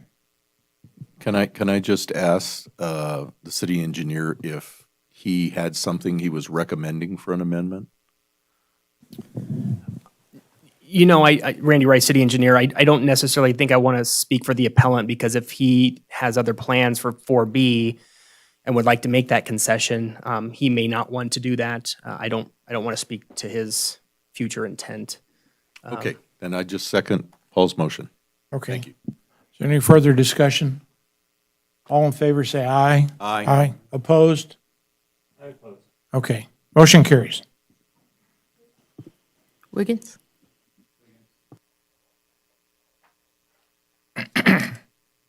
Staff report. Yes, I'm actually prepared this time. The last 2 times I've kind of not been prepared. Okay, so we have, I mentioned earlier, Bates Homes is building on Lil Lane, and so they'll be in for a special use permit for model homes. That requires a special use permit because they build temporary parking lots and things like that. You'll have a special use permit application for an accessory building, a special use permit for a fence that's too tall, and we'll have growth management on the car wash, and we'll have the growth management annual report with the additional information and discussion that you had requested. Thank you. Okay. Future agenda items. I went in the wrong order. I just gave you future agenda items. Okay, I was supposed to tell you what the board did. The board approved a final map for Emerson, and I think that was the only planning item the board took up last meeting. Okay. Future agenda items for us. Hope. Flat fields. Pass the yellow crayon. Okay. Never mind. I would like to see if we could put on the agenda something to review the SUP for the golf course, because clearly the flat fields were a special use permit for the golf course, which we denied and they built anyway, or they're building anyway, it appears to be. Okay, what you had was a modification to the special use permit for Empire Ranch Golf Course. You did not take you continued at the request of the applicant, the flat fields. Okay. I can certainly agendize for you the special use permit for Empire Ranch Golf Course, and that will allow you to let me know if you want to direct me to conduct any type of investigation on the special use permit or something like that. Okay. So I can certainly add that to your agenda for next That's what I would like to month. do. All right. Is there anything else? Any other comments from staff or commissioners? Are we ever going to get back to Title 18? You're done with your workshops. You finished your workshops when you did the sign regulations. The DA's office is reviewing all the work you did and putting it in the format for the codified format. And then what will happen is we'll come back to it and start doing the formal public hearings.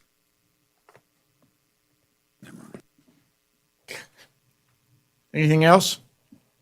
A motion to adjourn? All right, there's a motion to adjourn. Is there a second? Motion by Commissioner Wiggins, second by Commissioner Eswine. Thank you all for your patience and your work tonight.